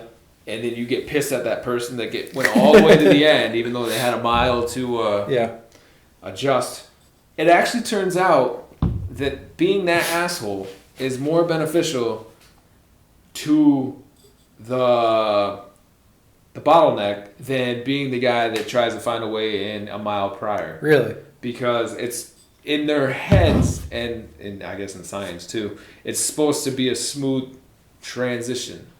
And what's happening is that this guy's forcing his way in, so he's going to get through one way or another. Right. But then you got this guy that's stopping up ahead, leaving this space of road like completely empty, right, trying to get into the lane, being the good guy.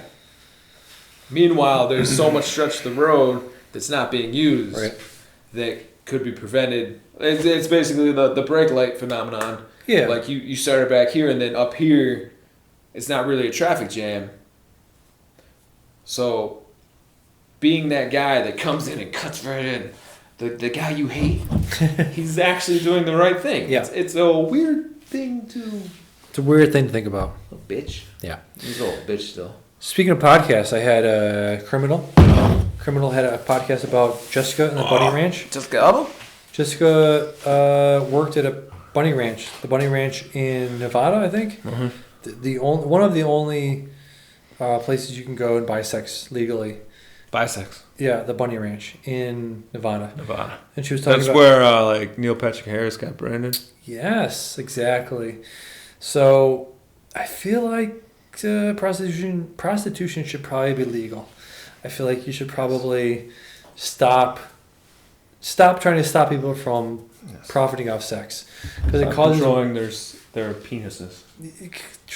Stop trying to control penises. Stop trying to control vaginas, because you're causing more problems than you're solving. Right.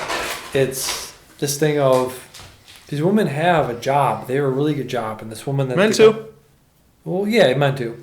Men and women have jobs where they make a lot of money, and they're good at what they do, and you are trying to stop, like, literally the oldest job in the world. Like David said, the prostitution and hookery, being hooker. Hookery, is that a word? Hooking.